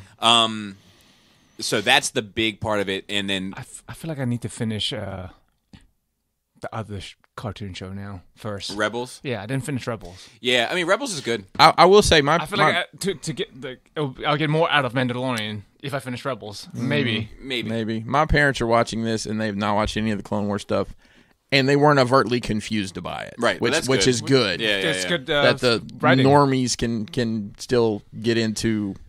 The storytelling. So I'm very curious to see where they had to pick up a name off the floor, and that was Ahsoka Tano. That was dropped last episode. Oh. So I'm guessing. How did she did she go? How did she lost the fucking Darksaber? She had it last, didn't she? So I think Sabine has it. I get confused. The Imperial guy has it now. Right. I think Sabine gave it back to Bo at the end of Rebels. That's what I thought. That sounds about right. And then because she's looking for it. Chicken obviously. Man's got it now. How did he get it? Is a question. Yeah, right. Yeah. That's going to be the story to tell. Yeah, but yeah, I was like, this is where that show should be living all the time. This is where it needs to live. Like, it was good stuff. And like, I will continue the good, bad, and ugly. Let's see what else I really kind of like so much about it. Yeah. I liked like the pirate thing. That's something we haven't really seen. I was also thinking like, shit, have we seen a boat in Star Wars in the water, right? Not right, a bar right, sail barge, right. I'd say like, and part of me is like, why do they need a boat? Well, in this world where they have, we have floating boats on Tatooine. Why are they on the? And I would imagine that these people came from the water, and that's they want to be tied to where they're from. Yeah. And I can't. There's the Mon Calamari, The and squid then folks. the squid folks that have a name. I don't know their name right off, but they're always been butting heads for years and years. But yeah, the fact that they're on the boat and they're like, you ever seen a what does he call it? A mom, whatever that creature, you ever seen one eat? And that was a good trick. Like I fell for it. I didn't see it coming. Yeah. But yeah, I didn't. I thoroughly enjoyed it. Like, I watched it twice so far. yeah, I've watched it good twice as stuff. well. It was refreshing. Yeah. I know you've not been the heaviest on this, and I know lots of like Matt H is not care. He didn't care for the first episode at all. I know he really liked this new episode, this latest one. So it's definitely pointing the story, in a direction, and obviously they go on their own paths at the end, but it's definitely going to lead them back together. The way everything's, I don't think it's a one shot thing. No, me neither. And I don't know if you know this, but it's Katie Sokoloff, Katie Sokoloff. something like that. She was in Battlestar Galactica, and she has a huge following because of that. But she actually did the voice of Bo-Katan on the animated series. So it was cool that she actually plays the role. Yeah, she even looks like her. Cool. Did you notice when they took their helmets off, it made the the Vader noise? Yeah, it was pretty cool. Yeah, I don't cool know stuff there. the bad. Yeah, dude, a bad and ugly. I don't know if I have much negative to say about it. No, I mean there's some fun, like the way Some of the ship acting is still a little weird It and is. wonky to me, but that's probably it. Star Wars. Yeah, and that's like fair. I love the longshoreman Mon Calamari guy that like fixes the ship with ropes and shit. And I just thought it was funny. And, Yeah. And I don't know if you noticed this, but the crane that they get the damn ship to finally land on the pad, and then they blow an engine and just flips over into the water. Well, it was a repurposed AT-AT that they used to pull, that they made into a giant crane to pull them out. So Yeah, I dug it a lot. and then I like the frog dude. He was a cool looking guy. So yeah, you got to get some rando episodes to get story episodes. This is not the first TV series that has done stuff like that, where you get some, Yeah, for sure. I just feel like it doesn't need to. It doesn't need it. I will tell you, Kelly and I had a disagreement about a scene, so we rewatched the trailer, and there's only 2 scenes in the trailer that have not been shown already, where the speeder bikes are coming up and drop down, and there was one other that we haven't seen, but everything else that's in the trailer has already been shown. Right. So Everything else it is tells new. me they probably cut the trailer before they were done with everything. Post stuff. Which I'm fine with that. Yeah, for sure. There's 2 things. There's 2 things that need to be talked about regarding this. One is Gina Carano with this parlor stuff. The other one is I got the Sideshow Child, and I don't hate it. I would be lying if I said I wasn't slightly disappointed with it. I'd also be lying if I said I didn't like it. I mean, but you knew it was a statue with soft goods, though, right? Yeah, and I'm good with that. Okay. I'm good with that. It's it looks perfect. I mean, the sculpt and the clothes are perfect. Yes, the clothes are perfect. Yeah. The sculpt is perfect too. The rosy cheeks and this, I feel like the green is a little green's a pale. little- Yeah, and especially with the especially rosy cheeks, it's like very neon looking. Yes. If it was darker green or the rosy was a little less pink, it would have been good. Its size. I mean, I know it's a 1/1 scale. It just is what it is. I wish the base was shorter because the size is a little obnoxious, to fit anywhere. Like we're not exactly sure where we're going to end up putting it. Detolf, for sure. It doesn't fit. They just take one of the shelves out. It's fine. It's sitting Omega Supreme on it. Yeah. And a Combiner Wars Devastator to balance it out. Right, of course. Yeah. Excuse me, pardon me. With the add-on kids, yeah. Dude, some on top of the ACBA. Excuse me, pardon me. Exactly. The other thing is this Gina Carano thing. So there's been this thing recently, and I only know because Andy, who helps me with Force Friday stuff, he got into a discussion. So let me make this. I think he got banned from the thread. I'm not sure, but the Reddit Star Wars Leaks thread. There's just a great Reddit thread for those interested, or sub. Yeah. And I think they banned him for it, but like, so she has views regarding transgender. Okay. And I wouldn't describe them. I had to be careful. I feel like everybody has to be careful talking about it because people are so like ready to put you in a box. But like, she hasn't committed to. She doesn't like hate them. She doesn't. But she also like doesn't. She has more complicated views, and it's just good to go. Okay. And she's joined this Parler. Parler was this social media kind of platform created for conservatives to talk and not feel like they were getting canceled or whatever the case may be. Sounds good. It's good to have a face to talk. Yeah. So anyway, they found her on it, and now they've moved to cancel her. Stupid. And then they've gone through and found like other actors that are on it, and now they're moving to cancel like a list. Just because they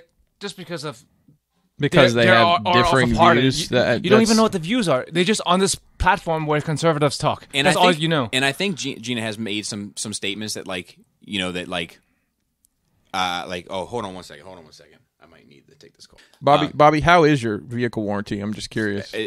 Contrary to what they're telling me on the phone, it's holding up just fine. Okay, great.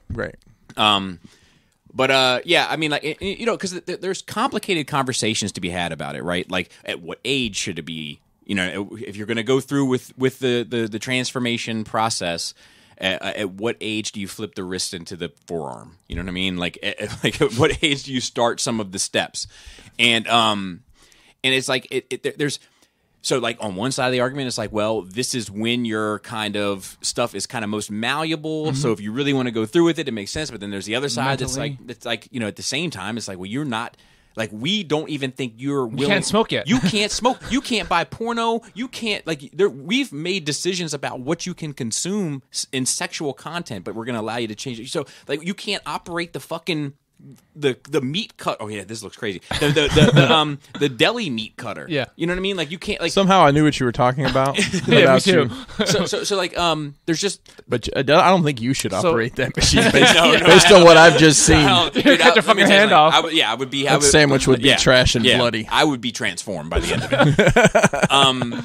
But like, but it's a discussion to be had. Exactly. That's my point. Is that like it's not crystal clear. There are topics that people should probably table and just say like, what do we think about this? Yeah, because this is new ground. So I'm sorry. Tie this back to Gina Carano. So I don't know exactly what statement she has made, but she has made it clear. And I think when prompted, it all started from they wanted her to put her pronoun on her Twitter, and she went beep boop beep boop beep. Right, and then they were like, fine, yeah, and then they were like, she's making a joke, and a mockery, and this and that, and then stupid people are fucking. You know, I'm like, if you listen to this show any amount of time, you know I'm not a conservative by far, but like, right, you don't fucking condemn someone for just their surface level preference, right.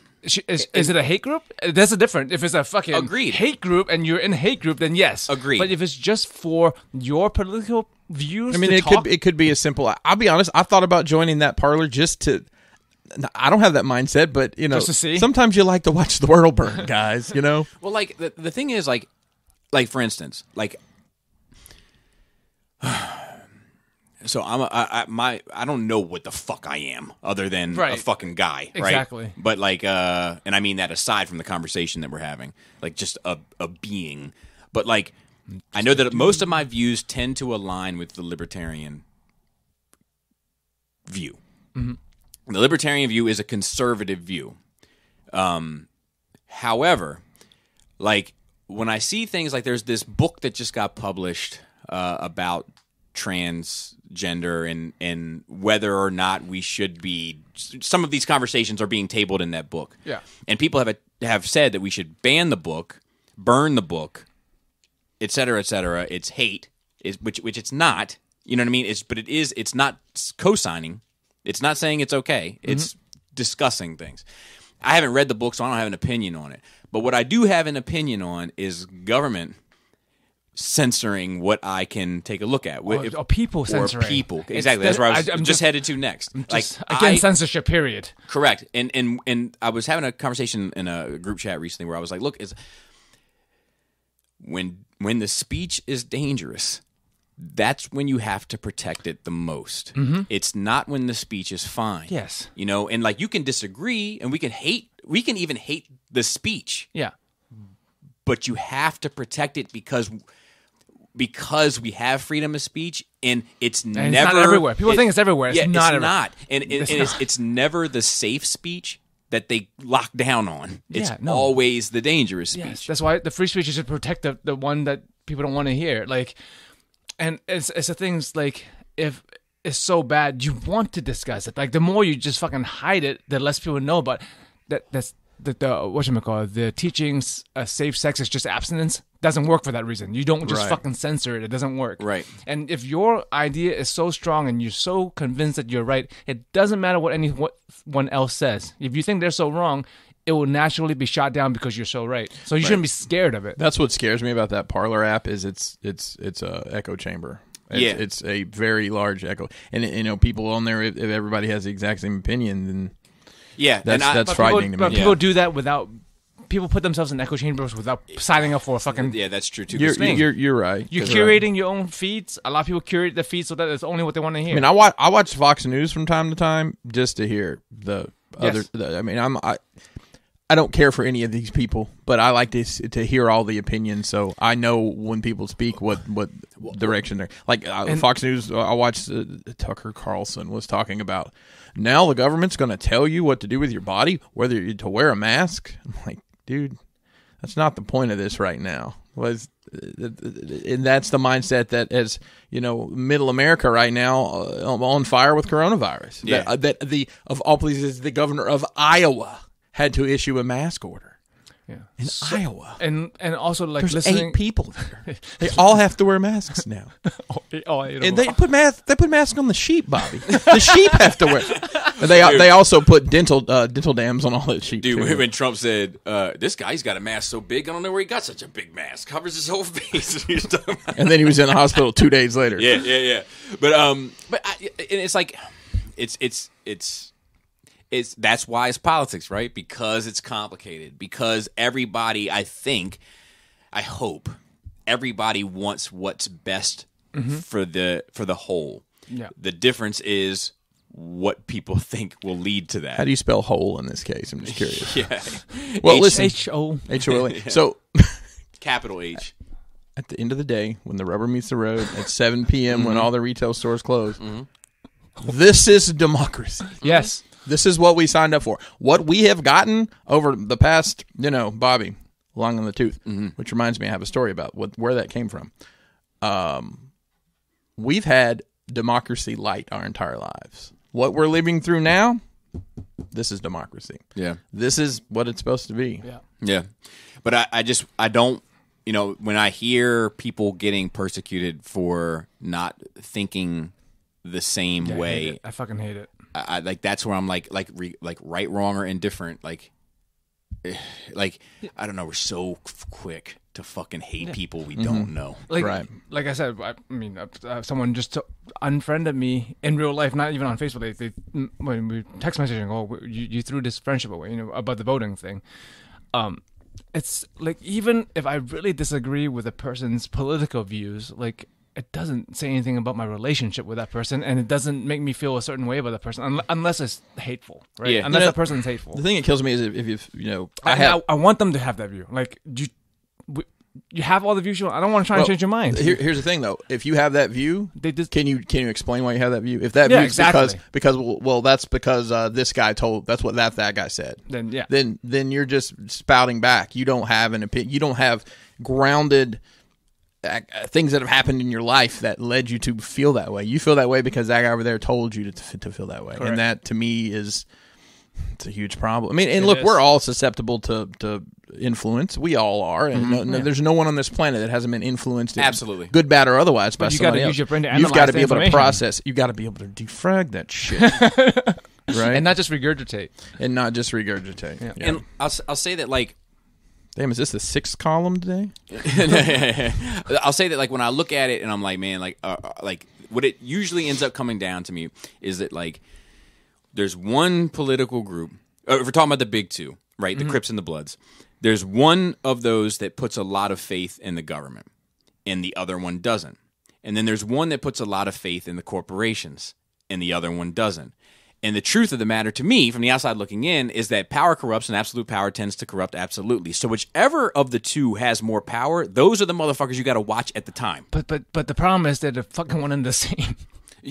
Yes, That is the fucking. It doesn't matter which way you Yes. go. It all leads back down the same fucking path. And listen, and that's we should cut that shit off. Yes. Yeah. 100%. well, here's the deal. There's a water bottle. Bobby, do you see that water bottle? Do you see that water bottle? Yeah. I see that water bottle, but it looks different than the way you see it. Joe, do you see that water bottle too? Yep, it looks different. I saw something the other day. It was basically like this. It was a cylinder that had created a shadow, and the shadow of a cylinder is square. Well, you see from your side the square shadow, so you're assuming that thing is square. You see the cylinder from where you're sitting. So you guys are looking at the same thing, but you see it different. Many things come down to a different point of view. They definitely do. Even the Jedi and the Sith. And porn. Yeah. So Just real quick. Yeah, So for sure. I long in the tooth. I've given you a hard Oh, time. yeah, about it. yeah, yeah. So I don't even know how I stumbled upon this. I heard somebody say this: "Never look a gift horse in the mouth." yes. It was in a group, and we were talking about something, and somebody was complaining about something that was free, and it was someone that, believe it or not, it was somebody from, I think the guy was from somewhere in Europe, so a non-English speaking country, and he said, in our country we have a saying, and that is, you should never look in the mouth a horse that is a gift. And I was like, yeah, we have that too. Never look a gift horse in the mouth. You know why you don't do that? Why? Because you can look at a horse's teeth and tell how old it is. Because the longer the tooth, Bobby, the older the horse. That's awesome. And I'm like, oh, now he's calling me a horse face. That's no, I'm kidding. So I learned something too recently about a turn of phrase. I was getting ready to say. So my mom was she had two turns of phrases. My father had like all these like super elegant, like made you sit down, like fuck, like like that shit just changed my life. My favorite one, like cannibals prefer those that have no spines. Like he was full of them. And my mom had two. Spitting image. That's a spitting image. And that a gag a maggot. Mm-hmm. Not elegant. Not pretty. Neither one of them. Right? Gag a maggot. My wife has said that before, and I'd never heard it prior to us. They're very much together. indicative of the two of them in many ways. So, my grandfather had a good one. Anytime we'd fall down and get a scrape on our knee, he always said, "I had worse on my lip and never quit whistling." Then he had a spot of cancer in his lip because he smoked a pipe, and he got it taken off. I said, "Can you whistle, Grandpa?" Or he said, "Papa," and he said, "That's not funny today, son." So I was getting ready to use the spitting image, and right before I was getting ready to use it, I was like, "It doesn't make any fucking sense." And I was like, maybe it's splitting image. And my mom said it wrong the whole time. I've heard spitting image my whole life. So I looked it up. It's spitting image. And it comes from some, like, ironically, for my mom, it comes from some, like, 19th century playwright of some British, like, well thought of, renowned writer who made a comment that was like, they are so similar, it is as if one was spit from the other's mouth. And that's where spitting image came from. There's a book out there called How the Butterfly Got Its Wings that I had to read in elementary school, and it was filled with those sorts of things. Idioms and where they come from. Anyway, we don't have any news. You have the who wants the 1/6 cartoon accurate fucking X-Men fucking figure. Well, let's talk The about At $150 to $170 a pop. Yeah. Do you want to fault? Yeah. Not to some people, Yeah. obviously. So, like, what's interesting? That X-Men cartoon, It's a price.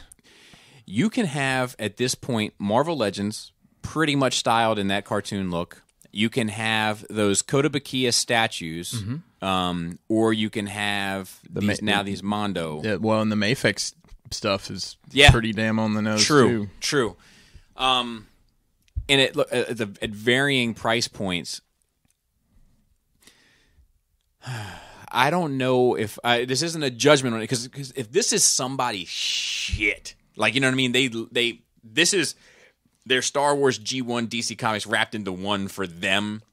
I get it, but like, it's my same problem I run into with G1, where it's like, I can't spend so much money on something that looks so stupid, Fucking ugly. Yeah, you know, and I say it lovingly, right? Like, when I say it looks stupid, like, I think G1 Optimus Prime looks stupid. And I love it. Yeah. You know, I love it for looking stupid. I love it because that's what I love. That's what I know.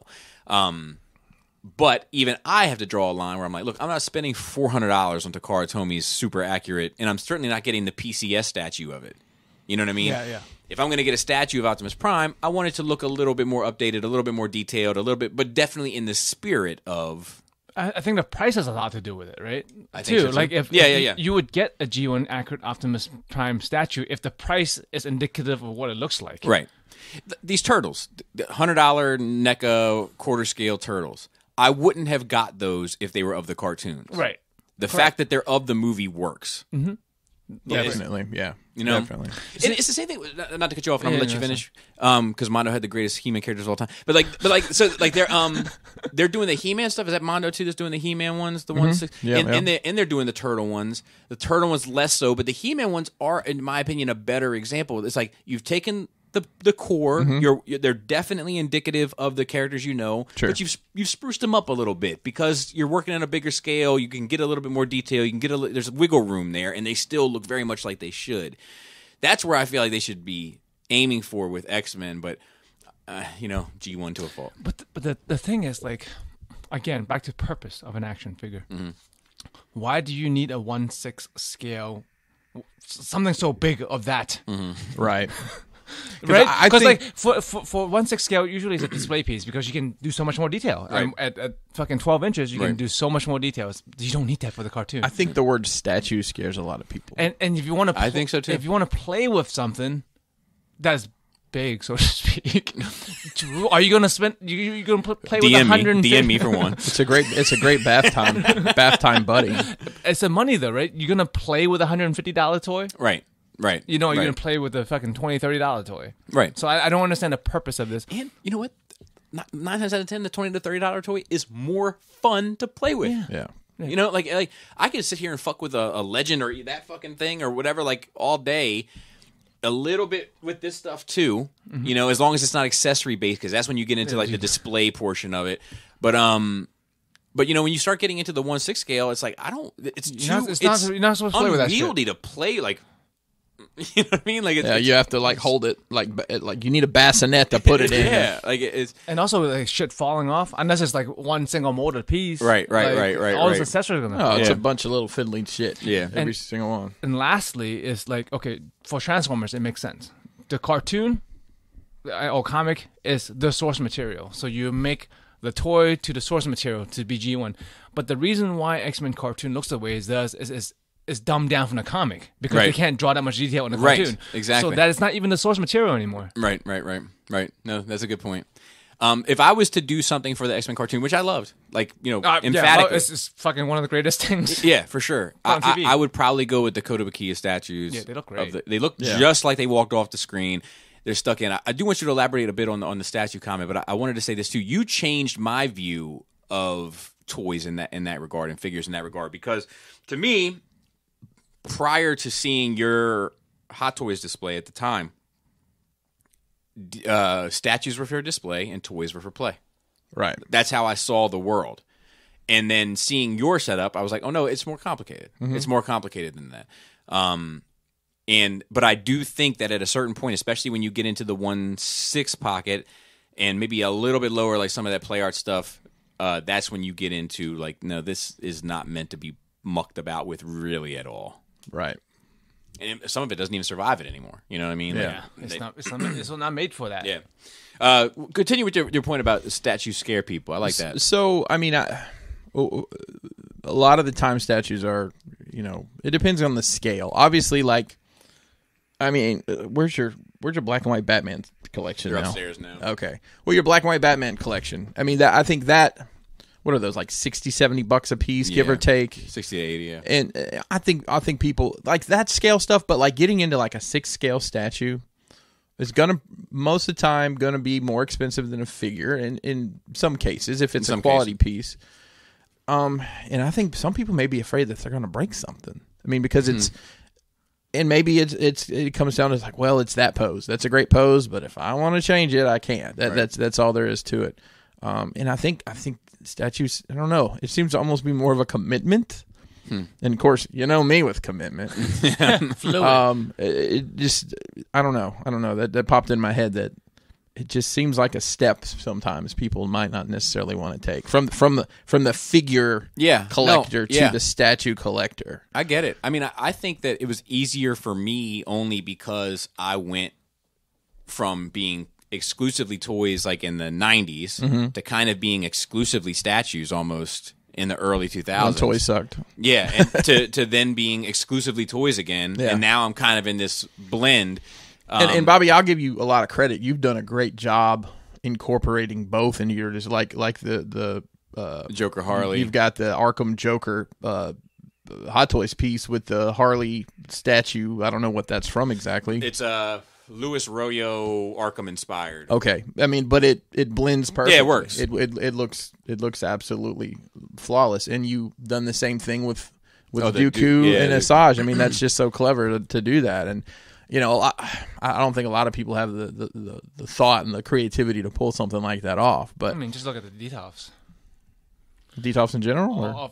People's Detolfs. Yeah. Oh yeah. The thought put into display is not always minimal. Can I open this Detolf from the top and just pour stuff in? Yeah. Take the shelves out, just pour it in. Just lay this one. He's crowd surfing. Just lay him on top of all the others. Fill it up with Zuvios. Yeah. That would actually be good though. We have 2 questions, I believe. Just one. Well, at least one. From Paul C. So the right writer has come along and made traditionally lame, boring comic characters much cooler. It just takes the right, frequently gritty story to do it. Tom King made Vision really interesting in his limited series. Matt Fraction made us understand why Hawkeye was such a big deal and could hang with the Avengers. Jeff Loeb showed how Calendar Man could be a viable threat. And Jeff Johns not only figured out how to make the Green Lantern Corps weakness to the Yellow a cool thing, but he spun it off into one of the best DC arcs ever. I want to go on record and say I co-sign every bit of that sentence, Paul C. Having said all of that, can anyone make the Wonder Twins cool? Who would be able to do it, and what kind of story would it be? Oh boy! So I know the Wonder Twins from the cartoon. Do they exist in the comics? I think so. I mean, listen, I've never seen them. I'm not well read in DC, but I don't remember ever seeing. I know they got a DCUC set, like a SDCC set one year. And DCUC, SDCC. There's a lot of fucking letters. Yeah, I don't know. I think let me see if I can find them in the comics at all. Oh yeah, here they are. Is there a trade? Probably. There's just one issue. But they look like it's all recent. Like most of it is recent stuff anyway, which is interesting to me. What about the Wonder Pets instead? What's gonna work?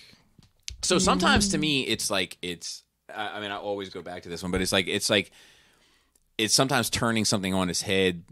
Like the Wildcats thing was always so goofy. Like you got like these one's race of aliens and they look like people, and another race of aliens and they look like monsters, and they fight it out on Earth, and for what? We don't know. And then they go back to their home planet and find out the war's been over for 1,000,000 years, and they've been killing each other for nothing, and now they have to deal with that.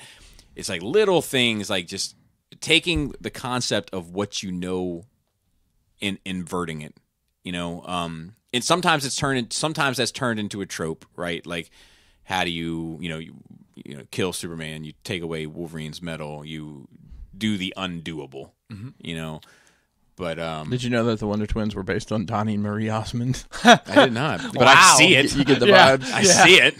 Yeah, they were apparently in Smallville, the TV show. Makes sense. Yeah, that makes sense. And they were also in the the animated Teen Titans Go. I mean, I want to see the Wonder Twins after dark. That's the story I want to see. Or how about it would 100% be on Pornhub? How about the Wonder Twins in like the Dark Metals universe? That could be interesting. Yeah. I mean, I think that and don't forget the monkey. There's a monkey in the works too. there's a couple of different there's Detective Chimp. Right. Well, no, they have a monkey with them. Yes. They have their own monkey. Such a bold, brazen thing to say. Does it ever make it worse? Yeah, I think Jeff Johns probably 10 years ago could have done it. I don't know what Jeff Johns is up to nowadays. I don't know. I feel like you need some. That's where you need Alan Moore. Jeff Johns is dancing on TikTok with Jack Black. That's where. Yeah, that's where you need Alan Moore. You need Alan Moore to take. Alan Moore made fucking Swamp Thing cool and fucking. I think he worked on Animal Man for a bit. Like he makes all like he's known for taking like he likes. You know, like that type of nerd that we talk about that likes like. The sake of something being so obscure, or ridiculous, like they're like, "Here's Optimus Prime in a birthday hat."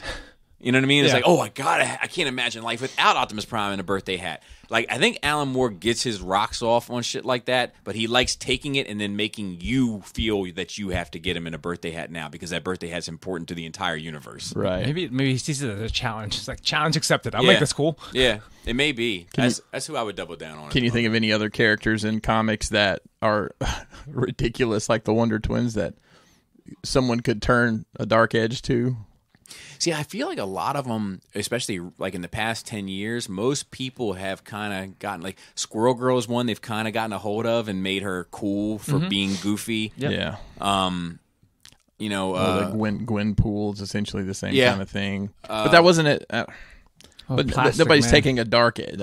They've done it with him. Yeah. Plastic Man's had some dark turns. They've made him cool, like that he's like basically like the most powerful thing in the DC universe. Like Batman's like he's like the one thing that Batman's like not entirely sure how he would deal with. I think like his plan was to freeze him and break him into a million pieces and put him all at the bottom of the ocean. It was something like that. Could you imagine sitting around all day trying to figure out how if the day comes, how am I going to defeat all my friends? Bobby's going to say, "I've already done it." No. That's why you're here, Chris. That's definitely how Batman thinks, though. Yeah. You know, and it's just like I love that scene in Tower of Babel when like they're like bringing him up on charges basically for like having ways to deal with all the Justice League, and he's like, "Let's get something clear. You know, it's unfortunate that it went the way it did, but if you don't have a plan for me, this isn't a team I want to be a part of." Right. That's very true. It's like, very true. I get it. Yeah, I think that's it. Anybody got anything? That was a good fucking show. I thought there were 2 questions. Yeah, I think I was wrong. You know, it would be it would be interesting to see somebody do a serious take on Jar Jar Binks. Like, just to, you know, obviously he's a goofy character, but his entire race is like that. It isn't like he's just this, you know, he was kind of an outcast, but, you know, his mannerisms and everything was basically his culture. Yeah. Yeah, I like the idea of, like, not for nothing, like a little like a comic book, I think it would work well in. Oh, that's exactly, yeah. I don't want to see that. Or even if they did like a Star Wars show that was like, you know, Star Wars stories. Like Marvel Comics Presents, but yeah. Yeah, like every episode was like, it's an entirely different thing. And you got to see Jar Jar now, like sad and broken, and like this court gesture in this fucking town, and like being like wrestling with the fact that he basically sold out the universe. Yep. You know, like now you've Jeff Johns'd it. You know what I mean? Like maybe we'll get something like that. Maybe somebody will come up with it. That could work. That approach to a Star Wars episodic TV show could be fantastic. There was almost like a logistics of like filming it though, like a Twilight Zone kind of thing. Yeah, but have it be in universe though, in canon. Speaking of filming stuff, have you seen how they're filming The Mandalorian? Mm-hmm. Like with the LED screens. Have you seen it, Joe? Mm-mm. So I told you about it. It's like video games. It's a $75 million setup is what it is. But they essentially don't go anywhere. It's all done. Great. They built some. That's how things should be filmed. The real light shines on them the way the real light would. Yeah, they were talking about like in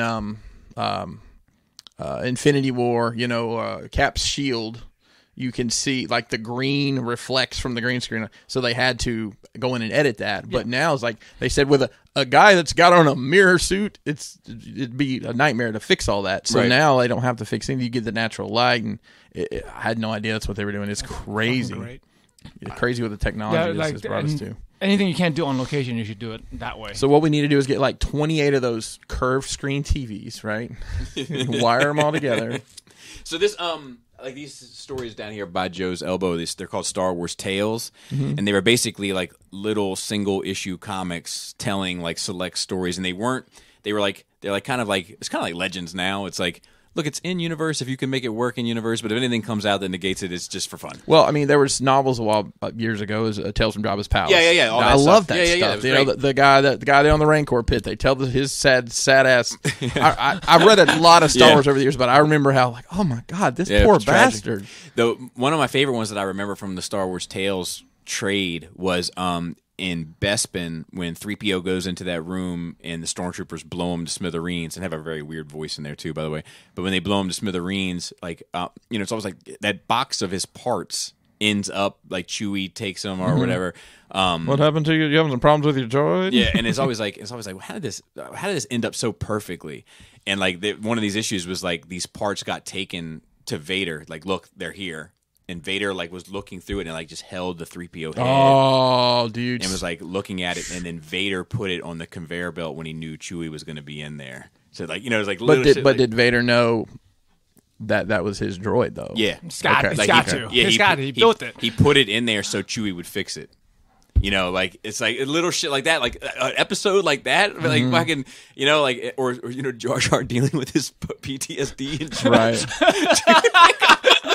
I'm with the shit. There's a ton of stories they could tell. They're little pocket stories. You wrapping stuff up. You could tell a little Chewbacca as a babysitter for Kylo's story that would probably be super fucking meaningful. Like they could do so much in that way without making some overarching like Black Mirror almost. But yes, Star Wars. Yes. Oh, all right. Good show today. It was good stuff. Shout out to the rest of the Cool Table. Y'all know who y'all are. If you don't, go to this Cool Table page and follow along. And shout out to the rest of the Nerd Rage team. I did it again, dude. I fucking. It's been a year since those shit. The names. I'm gonna make you something. Make you a little placard again. We're making your placard just gonna be the Nerd Rage team. Or like a bumper that I hit my head up against something. But Maryland Phil, who God bless his heart, he put in a ton of notes this week, but none of them are really worth going over. And it's funny because like sometimes like he puts in notes about who's getting casted for what, and then like a lot of the notes today were like, never mind that. Now this person's cast for the same. Oh, good thing I didn't go over it the first time, Phil. But God bless him. He's trying to help, and I appreciate him. Thank you. Dante the Destroyer, who I think was called in the comments for last week's episode a national treasure. That's fair. That's fair. Nicolas Cage is going to steal him.